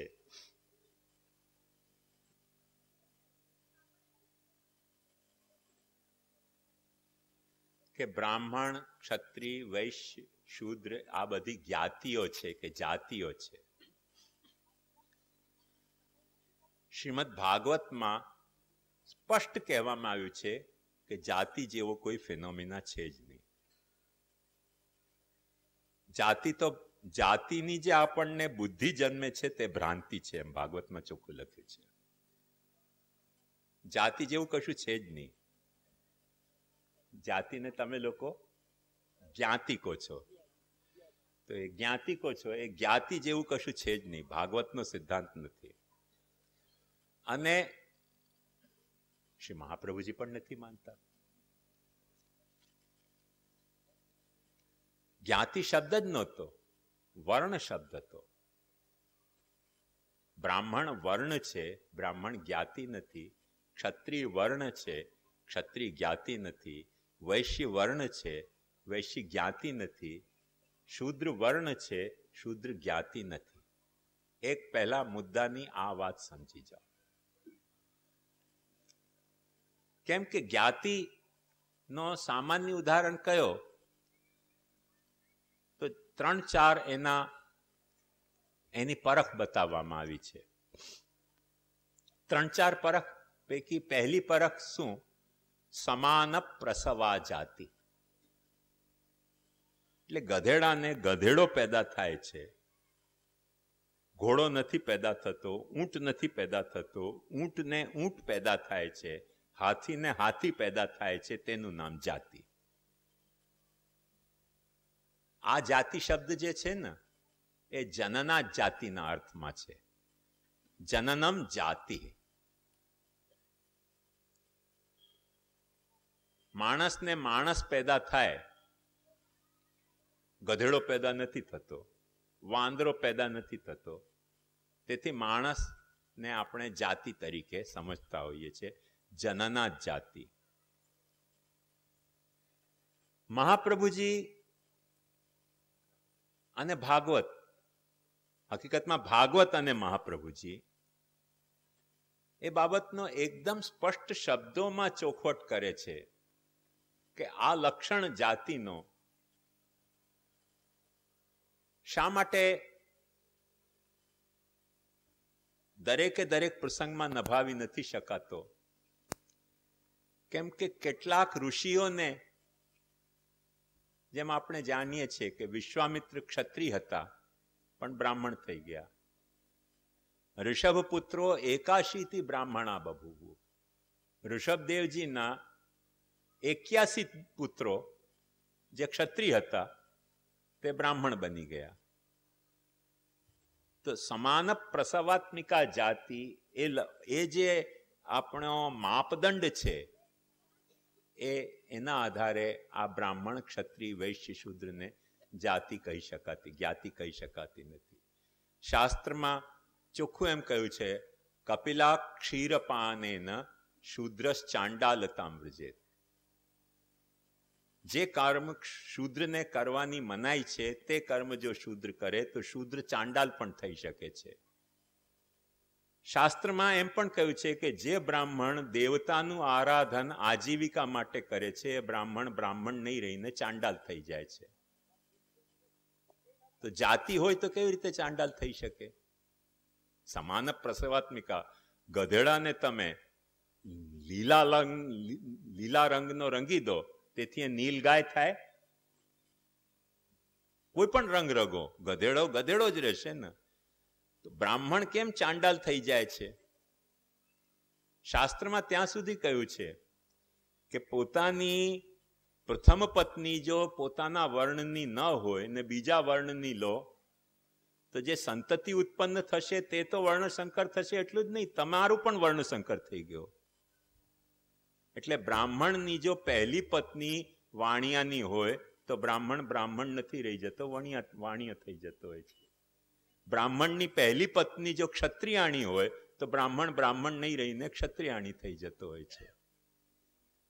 તો જો જ્ઞાતિ હોય તો આવું સંભવે જ નહીં ને. સમાન પ્રસવાત્મિકા જાતિમાં આ કેવી રીતે સંભવે? શાસ્ત્રમાં આ બધું વર્ણન આવે છે નિયમના વિધિ નિષેધમાં. ત્યારે બીજો એક જ્ઞાતિનો લક્ષણ કે પરખ એમ આપવામાં આવી કે સમાન ધર્માત જાતિ, જેને આપણે પણું કહીએ. જેમ આ પુસ્તક છે, આમાં પુસ્તક પણું છે, પણ આ પુસ્તક જે છે તે ભાગવતાર્થ નિબંધ છે. આ એ પુસ્તક છે, આમાં એ પુસ્તક પણું છે, પણ આ પુસ્તક ભાગવતાર્થ નહીં હોય ને ષડગ્રંથા છે. તો વ્યક્તિ તરીકે આ ષડગ્રંથ છે, વ્યક્તિ તરીકે ભાગવતાર્થ નિબંધ છે, પણ પુસ્તક તરીકે બંનેમાં પુસ્તક પણું રહે છે. સમાન ધર્માત્મિકા જાતિ, સામાન્ય ધર્મો જાતિ. તો એ પ્રશ્ન થાય કે સામાન્ય ધર્મ જે છે એ દર વખતે આપણી બાહ્ય ઇન્દ્રિયોથી ગ્રહિત થતો હોય છે. જેમ ઇન્દ્રિયોથી તમને આ ગ્રહિત થાય છે કે આ પુસ્તક ષડગ્રંથ હોવા છતાં પણ પુસ્તક છે, અને આ પુસ્તક ભાગવતાર્થ નિબંધ હોવા છતાં પણ પુસ્તક છે. આ ટેબલ ડાબી બાજુએ મૂક્યો હોવા છતાં એ ટેબલ છે, તે ટેબલ જમણી બાજુએ મૂક્યો હોવા છતાં એ ટેબલ છે. ધારો કે આ લોખંડનો બનેલો હોય તો લોખંડનો બન્યો હોવા છતાં આ ટેબલ છે, અને આ લાકડાનો બન્યો હોય તો લાકડાનો બન્યો હોવા છતાં એ ટેબલ છે, અને પ્લાસ્ટિકનો બન્યો હોય તો પ્લાસ્ટિકનો બન્યો હોવા છતાં એ ટેબલ છે. એ જે ટેબલ છે જે તમને દેખાઈ રહ્યું છે ને, એ દેખાઈ રહ્યું છે સામાન્ય ધર્મ, તેનાથી ટેબલપણું એક જાતિ કહેવાય. તો બ્રાહ્મણ, ક્ષત્રિય, વૈશ્ય, શૂદ્રમાં એવું સામાન્યપણું દેખાય છે. શાસ્ત્રે એ વિચાર કર્યો સામાન્યપણું કેવું? ચોટલી હોવી. તો આજના કાલમાં તો બ્રાહ્મણોએ ચોટલી નથી રાખતા, અને તમારા કાઠિયાવાડમાં તો હજી ઘણાને પાછળ ચોટલી દેખાય છે મને. તો જેમને ચોટલી છે બધાને બ્રાહ્મણ સમજવા. જનોઈ, તો એક વાત સમજો કે જનોઈ એ દોરડું છે, અને જનોઈ યજ્ઞોપવિત પણ છે. યજ્ઞોપવિત શું? કે યજ્ઞાર્થમ, યજ્ઞ કરવા માટે જે તમને બાંધવામાં આવે તેનું નામ જનોઈ. યજ્ઞાર્થમ ઉપવીત, યજ્ઞના માટે તમને જેમ વિવાહ માટે કંકણ હાથમાં બાંધવામાં આવે ને, એમ યજ્ઞ માટે જેને બાંધવામાં આવે તેનું નામ યજ્ઞોપવીત. એક ખૂબસૂરતી સમજો, વિષયાંતર છે પણ કરવાનો મને લોભ ઉપર કાબુ નથી આવતો. તેથી યજ્ઞાર્થ ઉપવીત હોવાને કારણે જ્યારે યજ્ઞોપવીત ધારણ કરીએ ત્યારે યજ્ઞોપવીતમાં જેમ મૂર્તિમાં દેવની પ્રાણ પ્રતિષ્ઠા થાય તેમ યજ્ઞોપવીતમાં બધા જ દેવોની, બધા જ વેદાદિ શાસ્ત્રોની પ્રતિષ્ઠા કરવામાં આવે. અને એ બધા જ દેવો, બધા શાસ્ત્રો આપણે આપણા શરીર ઉપર ધારણ કરીએ અને તેથી જે વખતે જે યજ્ઞમાં જે દેવનું, જે શાસ્ત્રના, જે મંત્રથી પૂજન કરવાનું હોય તે પૂજન કરવાનો આપણો અધિકાર સિદ્ધ થાય. જેમ ડૉક્ટરને સર્ટિફિકેટ હોય તો એ ઓપરેશન કે દવા આપી શકે, જેમ વકીલને પાસે BA LLBનું જે સર્ટિફિકેટ હોય તો એ કોર્ટમાં ઊભો રહીને વકાલત કરી શકે. એમ યજ્ઞ કરવાનો અધિકાર, યજ દેવ પૂજા સંગતિકરણ દાનેશુ, યજ્ઞના ઘણા બધા અર્થ છે, ખાલી અગ્નિકુંડમાં આહુતિ આપવું તે યજ્ઞનો અર્થ નથી, પણ જે યજન છે દેવ પૂજા સંગતિકરણ દાન વગેરે એ કરવાનો અધિકાર યજ્ઞોપવિતથી થાય છે. અને યજ્ઞોપવિત તમે ધારણ કરી હોય તો તમને યજન કરવાનો અધિકાર મળે. એકંદરે એક સમજો કે આપણને કોઈક ઠેકાણે ચૂલો પેટાવવો હોય તો માચીસ આપણે રાખીએ છીએ કે લાઇટર રાખીએ છીએ. એમ કોઈ પણ સ્થળમાં દેવને પ્રકટ કરીને દેવનું પૂજન કે યજન કરવું હોય તો આ યજ્ઞોપવિત જે છે એ માચીસની માફક કે લાઇટરની માફક છે કે તરત તમારી પાસે બિરાજી રહ્યા છે અને તમે મંત્ર બોલો એ દેવના, એ મંત્રના, એ શાસ્ત્રના, એ દેવ ત્યાં પ્રકટ થઈને તમારા દ્વારા કરવામાં આવેલી પૂજા યજન વગેરેને ગ્રહણ કરે. આજે તો દોરડાની માફક પહેરે છે લોકો યજ્ઞોપવિત. કોણ યજ્ઞનો ઉપવિત યજ્ઞ સાથે બંધાયેલો કોણ છે એ બતાવો. તો યજ્ઞોપવિત પણ પાછો બ્રાહ્મણ ક્ષત્રિય વૈશ્યનો એ રીતનો બહુ નિયામક હેતુ નથી રહી ગયો. ત્યારે પછી થયું કે બ્રાહ્મણના જે ગુણો કહેવામાં આવ્યા છે, ગીતામાં ઘણા બધા વર્ણવવામાં આવ્યા છે, તો એ ગુણો કંઈ બધા બ્રાહ્મણોમાં હોતા નથી, બીજા વર્ણોમાં પણ હોય છે. બીજા વર્ણોના જે ગુણો એ પણ બ્રાહ્મણોમાં પણ હોય છે. એટલે સમાન જે ધર્મ છે એ પણ લક્ષણ જ્ઞાતિ હોવાનો બ્રાહ્મણ ક્ષત્રિય વૈશ્ય શૂદ્ર ઉપર લાગુ થતો નથી. એમ શ્રી મહાપ્રભુજીની અહીંયા આજ્ઞા છે દ્વિતીય સ્કંદ સુબોધનીમાં, અને ભાગવત પણ એકે છે. તો પછી પ્રશ્ન થયો કે બ્રાહ્મણ ક્ષત્રિય વૈશ્ય શૂદ્ર એટલે શું? તૃતીય સ્કંદના સૃષ્ટિ લીલા પ્રકરણમાં ભગવાને આ 4 વર્ણો ઉત્પન્ન કર્યા. 4 વર્ણો ઉત્પન્ન કર્યા તે શંકરાચાર્ય પણ સ્વીકારે છે અને શ્રી મહાપ્રભુજી પણ સ્વીકારે છે કે 4 વર્ણના 4 અધિદેવતાઓ ઉત્પન્ન કર્યા. વર્ણ ભગવાને ઉત્પન્ન નથી કર્યા. આજે આપણે પારાયણમાં પણ આપણને પુરુષ સૂક્તના પારાયણમાં આપણે જોયું કે મુખં કિમસ્ય કૌબાહુ કાવુરૂપાદા ઉચ્યતે બ્રાહ્મણોસ્ય મુખમાસીત બાહુરાજન્યકૃત ઉરુ તદસ્ય યદ્વૈશ્ય પદ્ભ્યામ શૂદ્રો અજાયત. તો કયો બ્રાહ્મણ ભગવાનના મોઢામાંથી સાક્ષાત ટપક્યો છે?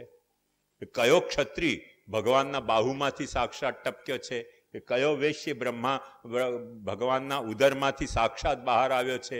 કે કયો શૂદ્ર ભગવાનના ચરણમાંથી સાક્ષાત બહાર આવ્યો છે? અહીંયા બ્રાહ્મણ ક્ષત્રિય વૈશ્ય શૂદ્ર વર્ણની વાત નથી, અહીંયા એ વર્ણના નિયામક અધિદેવતાની વાત છે.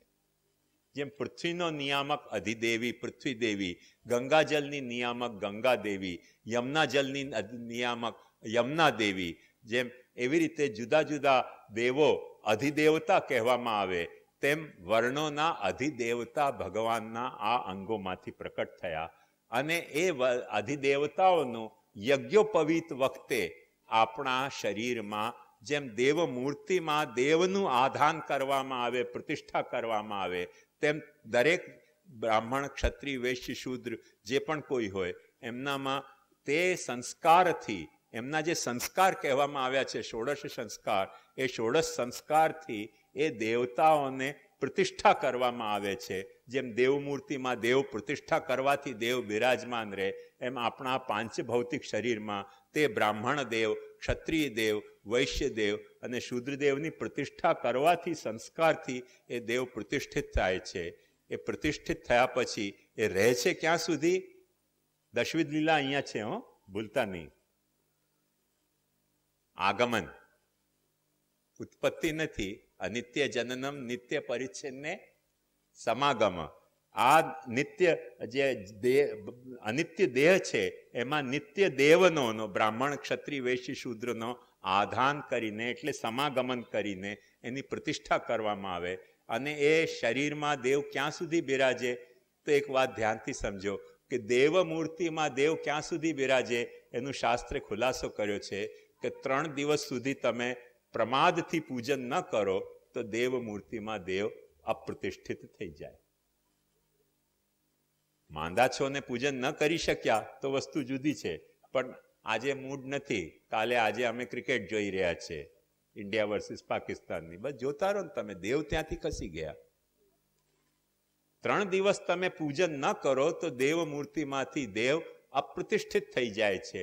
એક દેવના મંદિરમાં બીજા દેવને પ્રતિષ્ઠા કરો તો દેવ મૂર્તિ અપ્રતિષ્ઠિત થઈ જાય છે. જે દેવની જ્યાં પ્રતિષ્ઠા થઈ હોય ત્યાંથી તે દેવને ખસેડો તો તે દેવ મૂર્તિ અપ્રતિષ્ઠિત થઈ જાય છે. જે દેવને જે મંત્રોથી પૂજન કરવાનું વિધાન છે તે મંત્રોથી એનું પૂજન નહીં કરીને બીજા મંત્રોથી એનું પૂજન કર્યું તો દેવ અપ્રતિષ્ઠિત થઈ જાય છે. બહુ ડેલિકેટ વાત છે. એવી રીતે જે દેહમાં જે બ્રાહ્મણ ક્ષત્રિય વૈશ્ય દેવની પ્રતિષ્ઠા કરવામાં આવે તે દેહથી તે કર્મ જો વ્યક્તિ કરતો હોય તો એ દેવ પોતાના દેહમાં પ્રતિષ્ઠિત રહે છે, અને બીજો કર્મ કરવા માંડે તો એ દેવ અપ્રતિષ્ઠિત થઈ જતા હોય છે. देवता के संदर्भ में गुणकर्म विभाग हाँ, देवता ऐसे बनाए जो आपके देह के अधिष्ठाता है, वा वर्ण के नियामक अधिदेवता है. तो તે દેવ આપણા શરીરમાં પ્રતિષ્ઠિત થાય છે અને આપણા શરીરમાં બિરાજે છે.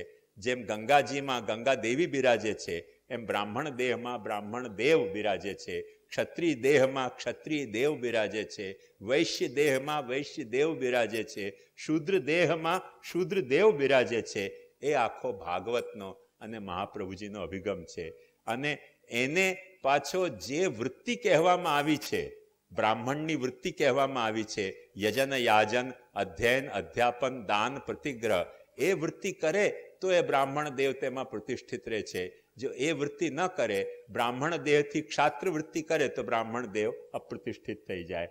ક્ષાત્ર વૃત્તિથી જો વૈશ્ય વૃત્તિ કરે, ક્ષાત્ર દેહથી જો વૈશ્ય વૃત્તિ કરે તો ક્ષત્રિય દેવ અપ્રતિષ્ઠિત થઈ જાય. વૈશ્ય વૃત્તિથી જો શૂદ્ર વૃત્તિ, વૈશ્ય દેહથી જો શૂદ્ર વૃત્તિ કરે તો વૈશ્ય દેવ અપ્રતિષ્ઠિત થઈ જાય. અને શૂદ્રથી જે શૂદ્ર કર્મ સંસ્કાર ન કરે અને બીજા જ ભલતા કામ કરે તો શૂદ્રદેવ પણ અપ્રતિષ્ઠિત થઈ જાય છે. એ આખો મહાપ્રભુજીનો અભિગમ છે. એટલે બ્રાહ્મણ ક્ષત્રિય વૈશ્ય શૂદ્ર એ ભાગવત અને મહાપ્રભુજીના હિસાબે જ્ઞાતિ નથી, એક દેવ છે. અને એ દેવ સંસ્કારથી આપણામાં પ્રતિષ્ઠિત થાય છે, કર્મ અને વૃત્તિથી આપણા ભીતર જળવાય છે, અને કર્મલોક અને વૃત્તિલોકથી એ બ્રાહ્મણ ક્ષત્રિય વૈશ્ય શૂદ્ર દેવતાઓ આપણામાંથી પાછા અપ્રતિષ્ઠિત થઈ જાય છે. એ આખો આપણો અભિગમ છે. હવે એ અભિગમને તમે બરાબર સરખી રીતે સમજો તો તમને આ વાતમાં બહુ અઘરું નહીં લાગે. જે તમારો પ્રશ્ન છે કે બ્રહ્માજી દ્વારા 4 વર્ણ તથા 4 આશ્રમ પ્રકટ થયા, તો આ પ્રક્રિયા કેવા પ્રકારથી આગળ વધી અને તેમાં દેખાતી અનિયમિતતા કેવી રીતે સમજવી? અનિયમિતતા એવી રીતે સમજવી કે બ્રાહ્મણના સંસ્કાર કર્યા પણ બ્રાહ્મણ કર્મ ન નભાવ્યો, બ્રાહ્મણના કર્મ નભાવ્યા પણ બ્રાહ્મણની વૃત્તિ ન નભાવી તો બ્રાહ્મણ દેવ અપ્રતિષ્ઠિત થઈ ગયા. તેથી અનિયમિતતા આવી. પણ એક વાત સમજો કે અનિયમિતતાને કારણે બ્રાહ્મણ દેવતા અપ્રતિષ્ઠિત થઈ ગયા પણ મનમાં પેલો ફાંકો રહી ગયો નહીં. ખંડર બતા રહે કે ઇમારત બુલંદ થી, પણ એ ખંડરમાં રહેવા કોણ જાય? ખંડર, આને ગુજરાતીમાં કેવી રીતે ટ્રાન્સલેટ કરવું? ખંડર બતા રહે કે ઇમારત, એટલે પેલા ખંડરને શું કહો તમે? ખંડેર. તો ખંડેર તમને કહી રહ્યા છે કે અહીંયા કોઈ ઊંચું મકાન હતું, કેમ કે ઊંચો ખંડેર છે. અરે ખંડેર જ છે ને, એમાં રહેવું કેવી રીતે? પગ ધરવા જઈએ ને પાછો એક માળો નીચે ગીરે તો જવું ક્યાં? દરિયામાં પણ મરી જાઉં? એવું થાય ને. એટલે ખંડર બતા રહે કે અમારાથી આજે બધા બ્રાહ્મણના, ક્ષત્રિયના, વૈશ્યના, શૂદ્રના ખંડેર મોજૂદ છે, એ ઇમારત મોજૂદ નથી. એ તો ક્યારની ભૂકંપ આવ્યો ને પડી ગઈ. વાત સમજી લો. હવે ખંડર બધા બચ્યા છે તે આપણે જોવાનું ઐતિહાસિક દૃષ્ટિથી કે અહીંયા આ બ્રાહ્મણ હતો, આ ક્ષત્રિય હતા, આ ભાઈ વૈશ્ય હતા, આ ભાઈ શૂદ્ર હતા. હવે કોઈ નથી બ્રાહ્મણ, નથી કોઈ વૈશ્ય કે નથી શૂદ્ર, બધા ખંડેર જ ખંડેર રહ્યા છે. એક હકીકતને ભૂલવી નહીં આજની તારીખમાં. એ તો કહી રહ્યો છું ને કે ખંડરને પણ અભિમાન તો એને કે હું કેટલી બુલંદ ઇમારત હતી. ખંડેર તમને અભિમાન નથી રાખતો? એ બુલંદીનો અભિમાન તો રાખે છે ને. ખંડેર પણ તો રાખે, પણ એમાં રહેવાય નહીં એ અભિમાનમાં. નહીં તો માથે પડે. અમે એક વખતે ઇન્દોરથી, જેમ અજંતા ગુફા છે ને એમ ઇન્દોરથી દાહોદ આવતા એક ગુફા આવે છે, બહુ સુંદર ગુફા, લગભગ 1500 વર્ષ જૂની ગુફા. અમારે એક વખતે એવું પ્રસંગ થયું કે ઇન્દોરથી અમે અમદાવાદ આવી રહ્યા હતા, તો વચ્ચે દાહોદ થઈને આવવાનું હતું. હું અને ગોકુલવાલા સુરેશ બાવા હતા, તો અમે બંને નક્કી કર્યું કે આજે એ ગુફા જોયા વિના આપણે અમદાવાદ નહીં જશું. અમે 11 વાગે પહોંચ્યા, ત્યારે કહ્યું કે 9 વાગે બધું ગીરી ગઈ ગુફા. સારું થયું ને 11 વાગે પહોંચ્યા, 9 વાગે પહોંચ્યા હોત તો આપણે એમાં ગીરી ગયા હોત, ખંડેરમાં દબાઈ ગયા હોત. એટલે ભગવાને અમને બચાવ્યા. આખી ગુફા હો પહાડની, ભસકીને નીચે પડી ગઈ. અમે ગયા તો પહાડ હતો, ગુફા હતી જ નહીં ત્યાં. અમે 11 વાગે પહોંચ્યા, ત્યાંના ગાઈડે કહ્યું કે 9 વાગે બધું કામ પતી ગયું છે. ખંડેર બતા રહે કે ઇમારત બુલંદ થી, તમારે દર્શન કરવા હોય તો જાઓ ભલે, પણ રિસ્ક એમાં રહેલું છે, એટ યોર ઓન રિસ્ક. બાકી અભિમાન કરવામાં કાંઈ વાંધો નથી, પણ કોઈક વખતે અભિમાન અમને બહુ મળતો હતો.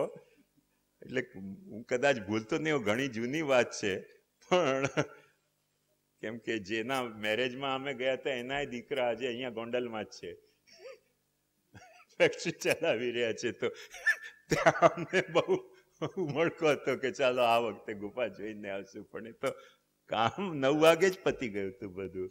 અમે ઠાકોરજીની કૃપા માની કે આપણે નહોતા નીચે, નહીં તો આપણે ગયા હોત. બધું આખો પહાડ એમ ભસ બેસી ગયો. તો ખંડરના તો રિસ્ક તો હોય જ છે ને. અભિમાન કરવામાં વાંધો નથી, પણ એ અભિમાન કોઈક વખતે ભારે પડી જાય, જોનાર વાતને પણ. કરનારને તો વાત જુદી રહી હો, દર્શન કરવા આવનારને પણ વાંધો પડે. મારો કહેવાનો મુદ્દો એ છે. સર્ગલીલામાં વ્યતિરેકથી વારાહ અવતાર વડે પ્રભાવ બતાવ. આ તો થઈ ગયો ને, આ પાછો રિપીટ થયો છે પ્રશ્ન.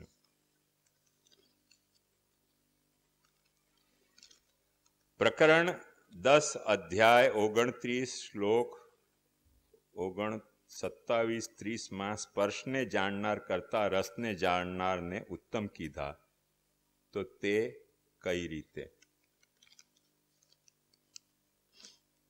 એક વાત સમજો,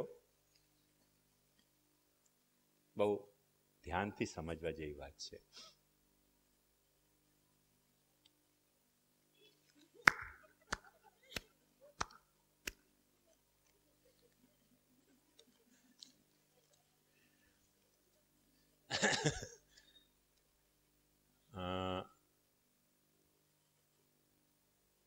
વિજ્ઞાનનો અભિગમ કેવો છે અને આપણો અભિગમ કેવો છે આ બાબતમાં?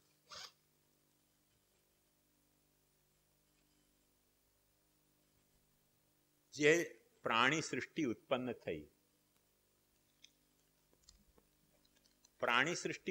થઈ,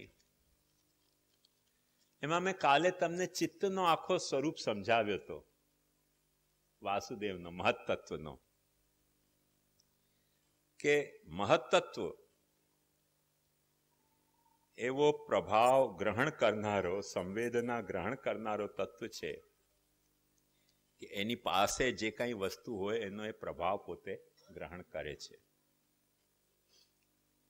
જેમ દર્પણ હોય, દર્પણની સામે તમે ઊભા રહો તો પ્રયાસ કરવાની જરૂરત નથી, સહેજ રીતે દર્પણમાં તમારું પ્રતિબિંબ આવી જાય. શાસ્ત્રીય પરિભાષામાં એને સ્વચ્છતા કહેવામાં આવે છે, કે જે સ્વચ્છ સરફેસ હોય એનામાં એ ગુણ હોય છે કે પ્રભાવ ગ્રહણ કરે છે. જે અસ્વચ્છ હોય એ પ્રભાવ ગ્રહણ નથી કરતા. તેથી મહત્તત્વમાં ચેતનાનો પ્રતિબિંબ પડ્યો, તેથી મહત્તત્વ પોતે ચેતન થઈ ગયો. શ્રી મહાપ્રભુજી એના માટે એક ઓર સારો ઉદાહરણ આપે છે, અને એ અયોગોલકનું ઉદાહરણ છે. અને મહાપ્રભુજી સ્પેસિફિકલી એ ઉદાહરણ એટલા માટે આપે છે કે દર્પણ અને બિંબ કહેવા જતા કોઈક જાતનો મિથ્યાપણાનો આપણને ભાસ થાય. કેમ કે દર્પણમાં બિંબ મિથ્યા રીતે પ્રતિબિંબિત થતો હોય છે, ખરેખર હોતો નથી, પણ ફક્ત દેખાય છે નથી પણ દેખાય છે. તેથી મહાપ્રભુજી એક બીજા ઉદાહરણ દ્વારા આને સમજાવવાનો પ્રયાસ કર્યો કે લોઢાના ગોલાને તમે તપાવો તો એ આગની માફક પોતે ધગધગતો થઈ જાય. તો લોઢાનો ગોળો એ તો પાર્થિવ પદાર્થ છે, તેજસ પદાર્થ નથી, પણ તપાવવાથી એનામાં તાપને ગ્રહણ કરીને પોતામાં તપવાની ધગધગતો આગના ખીરા જેવા થવાનો અગ્નિનો ગુણ આવી જતો હોય છે. મહાપ્રભુજી કહે છે કે મહત્તત્વ એવો તત્વ છે કે ચેતનાના સંપર્કમાં આવતાની સાથે એ એટલો લોઢાના ગોળાની માફક ગરમ થઈ જાય છે અને જે આગની ગરમી છે એ લોઢા પ્રકટ કરવા માંડે. આ જેટલા બલ્બના જે ફિલામેન્ટ છે ને એ પ્રકાશ નથી મેટાલિક હોય છે, પણ એમાંથી જ્યારે કરંટ પાસ થાય ત્યારે એમાં લાઇટ પ્રકટ થઈ જતી હોય ને પોતે લાઇટ જેવા બની જતા હોય છે. એક્ઝેક્ટ અયોગોલકનો આ ઉદાહરણ છે. એમ આપણો મહત્તત્વ જે છે એની પાસે જે ચેતના રહેલી છે એ ચેતનાની સંવાહક બને છે, જેને કંડક્ટર કહેવાય, ગુડ કંડક્ટર. એ બેડ કંડક્ટર નથી, ગુડ કંડક્ટર છે. તેથી એનામાં ચેતના પ્રકટ થઈ જતી હોય છે. વિજ્ઞાને આખો આ મોડલ એક્સેપ્ટ કર્યો છે પ્રાણીઓની વ્યાખ્યા કરવામાં, કે સૌથી પહેલા ચેતના ઉત્પન્ન થઈ, અને ચેતના જ્યારે ઉત્પન્ન થઈ જળમાં ત્યારે એનામાં સંવેદનશીલતા આવી, કે બહારની જે સંવેદનાઓ છે એને ગ્રહણ કરે. પણ પ્રાથમિક તબક્કામાં એમાં જે સંવેદનશીલતા આવી એ ફક્ત સ્પર્શને ગ્રહણ કરવાની સંવેદનશીલતા આવી. અને નાના નાના જે વરસાદમાં જે પેલા ઈયળ જેવા જંતુ માટીમાં થાય ને એને જેવો દેખાતું નથી હોતું, પણ અડો તો તરત એ વળી જાય. એ સ્પર્શગ્રાહી હોય છે, રૂપગ્રાહી નથી હોતો, ગંધગ્રાહી નથી હોતો, રસગ્રાહી નથી હોતો. જેમ જેમ અને જગતમાં રૂપ, રસ, ગંધ, સ્પર્શ, શબ્દ પાંચે વિષયો હતા. એ પાંચે વિષયોનો પ્રહાર સચેતન પદાર્થ ઉપર નિરંતર થતો હતો. પ્રહાર એટલે એનો પ્રક્ષેપણ, અને એ પ્રક્ષેપણના કારણે પેલો મહત્તત્વના લીધે એનામાં ચેતનાઓ તે વાતની જાગી. તો જે વાતના રૂપનો પ્રહાર થયો તો આંખ પ્રગટી, ધ્વનિનો પ્રહાર થયો તો કર્ણ પ્રગટ્યા, રસનો પ્રહાર થયો તો જીહ્વા પ્રગટી, સ્પર્શનો પ્રહાર થયો તો ત્વચા પ્રગટી. એવી રીતે એક એક ઇન્દ્રિયો બહારી પ્રભાવથી આપણી ભીતર પ્રગટી છે. એ જે આપણે ત્યાં મહત્તત્વને બાબતમાં સમજાવવામાં આવ્યું છે જે મોડલ, તે મોડલ આજનો વિજ્ઞાન સ્વીકારે છે. આપણે ત્યાં એમ કહેવામાં આવે છે કે મહત્તત્વની બાબતમાં એ વસ્તુ સાચી છે, પણ જીવ ચેતનામાં કેમ કે આપણે ત્યાં ઉત્પત્તિનો સિદ્ધાંત નથી, આવિર્ભાવ સિદ્ધાંત છે. આવિર્ભાવનો સિદ્ધાંત એટલે શું? એક વાત ધ્યાનથી સમજો, કે જે નથી તે ઉત્પન્ન થયું તેનું નામ ઉત્પત્તિ. અને આવિર્ભાવનો સિદ્ધાંત શું? કે જે હતું તેમાં પણ પ્રકટ નહોતું, પણ કોઈક નિમિત્તને કારણે એ પ્રકટ થઈ ગયો. જેમ એક મનુષ્યના પુરુષમાં યૌવન ઉંમરથી પ્રકટ થાય છે, પહેલા પ્રકટ નથી થતો. સ્ત્રીમાં માતા હોવાની શક્તિ એક ઉંમરમાં જઈને પ્રકટ થાય છે, પહેલાથી પ્રકટ નથી હોતી. તો એમાં નથી એવું નહીં, પણ પ્રકટ નથી, એને ખીલવા માટે. આ તો બહુ મોટા ઉદાહરણો છે. આપણે સમજો, એક ધ્યાનથી સમજશો ને તો ચીકુ જેવો, ચીકુમાં મીઠાશ ફલ ઉપર, પેડ ઉપર લાગ્યો હોય તે વખતે મીઠાશ નથી હોતી. એને તોડો, ઘાસમાં મૂકો અને પછી પકાવો, ત્યારે એમાં મીઠાશ આવતી હોય છે. તો એ કોઈક એમ કે જો ચીકુમાં ઘાસમાં પકાવવાથી કે કેરીમાં ઘાસમાં પકાવવાથી મીઠાશ આવી જતી હોય, તો આમને આંબલીને કે કોકમને પણ આપણે ઘાસમાં પકાવીએ તો મીઠાશ આવશે? ના આવે. કેમ ના આવે? કેમ કે એનામાં એ તત્વ ગુપ્ત રીતે મોજૂદ નથી. મોજૂદ હોય તો પ્રકટ થઈ જાય. એવી રીતે દરેક વસ્તુમાં દરેક વસ્તુ ગુપ્ત રીતે મોજૂદ છે. જે મેં તમને કશ્યપ અને પશ્યકના ઉદાહરણથી બતાવ્યું કે કશ્યપ આપણે પશ્યકના વિપરીત છીએ, એટલે આપણી ભીતર આનંદ મોજૂદ છે અને એ આનંદ જુદા જુદા કર્મ, જ્ઞાન, ભક્તિ વગેરે જે આધિદૈવિક ઉપાયો છે તેનાથી પાછો પ્રકટ થઈ શકે છે. આપણે પણ પશ્યક થઈ શકીએ છીએ કશ્યપના ઠેકાણે. એવી જ રીતે આપણામાં જ્ઞાનની એટલે બાહ્ય જગતને સમજવાની કેટલી સંભાવનાઓ છે, પોટેન્શિયાલિટી રહેલી હોય છે. એ પોટેન્શિયાલિટી તે નિમિત્તને પામીને પ્રકટ થતી હોય છે, આવિર્ભૂત થતી હોય છે. એ આખો એક સિદ્ધાંત છે અને તે સિદ્ધાંતને કારણે આપણામાં રહેલું છે. એટલે દહીં, દૂધમાં આપણે જામણ નાખીએ તો દહીં બને, ખ્યાલમાં આવ્યું? પણ પાણીમાં આપણે જામણ નાખીએ તો દહીં બને? કેમ ન બને? કેમ કે પાણીમાં દહીં બનવાની પોટેન્શિયાલિટી નથી. એટલે દરેકમાં વસ્તુમાં જે વસ્તુ તિરોહિત હોય તેને પ્રકટ કરી શકાય. ગોટલીમાં આંબો જે છે તે તિરોહિત છે, તો ગોટલીનું વાવેતર કરો તો એમાં આંબો પાછો ખીલી ઉઠશે. તે વખતે ગોટલીને ફાડીને જોશો તો નહીં દેખાશે, પણ ગોટલીને વાવેતર કરો અને પછી એને પાણી રેડો, પછી એને ખાતર આપો, તો પછી એમાંથી આંબો ખીલી ઉઠશે. એટલે દરેક વસ્તુમાં જે સામર્થ્ય રહેલી હોય છે તે ખીલી ઉઠતી હોય છે. કોઈ પણ કલીને પણ તમે જોશો ને તો કલી ખીલે, કલીના લેવલ ઉપર એનામાં તે સુગંધ, સુવાસ હોતી નથી, પણ જ્યારે ખીલી જાય પુષ્પ રૂપે ત્યારે સુવાસ આવી ગઈ. તો સુવાસ એણે ઉછીણા લીધી કે પોતાનામાંથી પ્રકટ થઈ? તો દરેક વખતે આપણો સિદ્ધાંત છે કે કલીના લેવલ ઉપર એ જે સુવાસ છે પુષ્પની તે તિરોહિત હતી, પણ ખીલી ઉઠે તે વખતે એમાં સુવાસ આવિર્ભૂત થઈ જતી હોય છે. એટલે આપણી ચેતનામાં રૂપ, રસ, ગંધ, સ્પર્શ દરેકને જાણવાની સામર્થ્ય તિરોહિત હતી, પણ ઇન્દ્રિયો વડે, ઇન્દ્રિયોના નિમિત્ત પામીને એ પાછી પ્રકટ થઈ ગઈ. અને એ પ્રકટ થઈ તેમાં સ્પર્શવેદી ફક્ત એક વેદી છે, એના કરતાં દ્વિવેદી, એના કરતાં ત્રિવેદી, એના કરતાં ચતુર્વેદી અને પછી પંચવેદી સૌથી વધારે વિકસિત છે. અને એ પંચવેદી કરતાં પણ પાછા જે બુદ્ધિવેદી, મનવેદી, અહંકારવેદી અને ચિત્તવેદી હોય, ચેતસ્તત પ્રવણમ સેવા, તેને આપણે એમ કહે છે કે આ ચિત્તવેદી છે. ભગવાનને ચિત્તથી ઓળખે છે. આપણે ભગવાનને જ્યારે મહાત્મ્ય જ્ઞાનથી ઓળખ્યા ત્યારે આપણે બુદ્ધિવેદી થયા, અહમવેદી નહીં થયા. જ્યારે આપણે ભગવાનને એમ કહીએ કે હે કૃષ્ણ હું તારો દાસ છું, તો આપણે ભગવાનના અહમવેદી થયા. પછી ભગવાનને આપણે સેવા કરવા માંડ્યા, તનુવિત્તજા, એટલે તનથી અહમવેદી થયા, વિત્તથી મમવેદી થયા. અને ત્યારે એ કરતા કરતા એક દિવસ એવો આવશે, મહાપ્રભુજી કહે છે કે તમે ભગવાનના મનોવેદી થઈ જશો. એટલે તમારું મન રઝળવાનું બંધ કરી દેશે અને ભગવાનને દરેક ઠેકાણે જોતો થઈ જશે. ત્યારે તમે ભગવાનના મનોવેદી થઈ ગયા.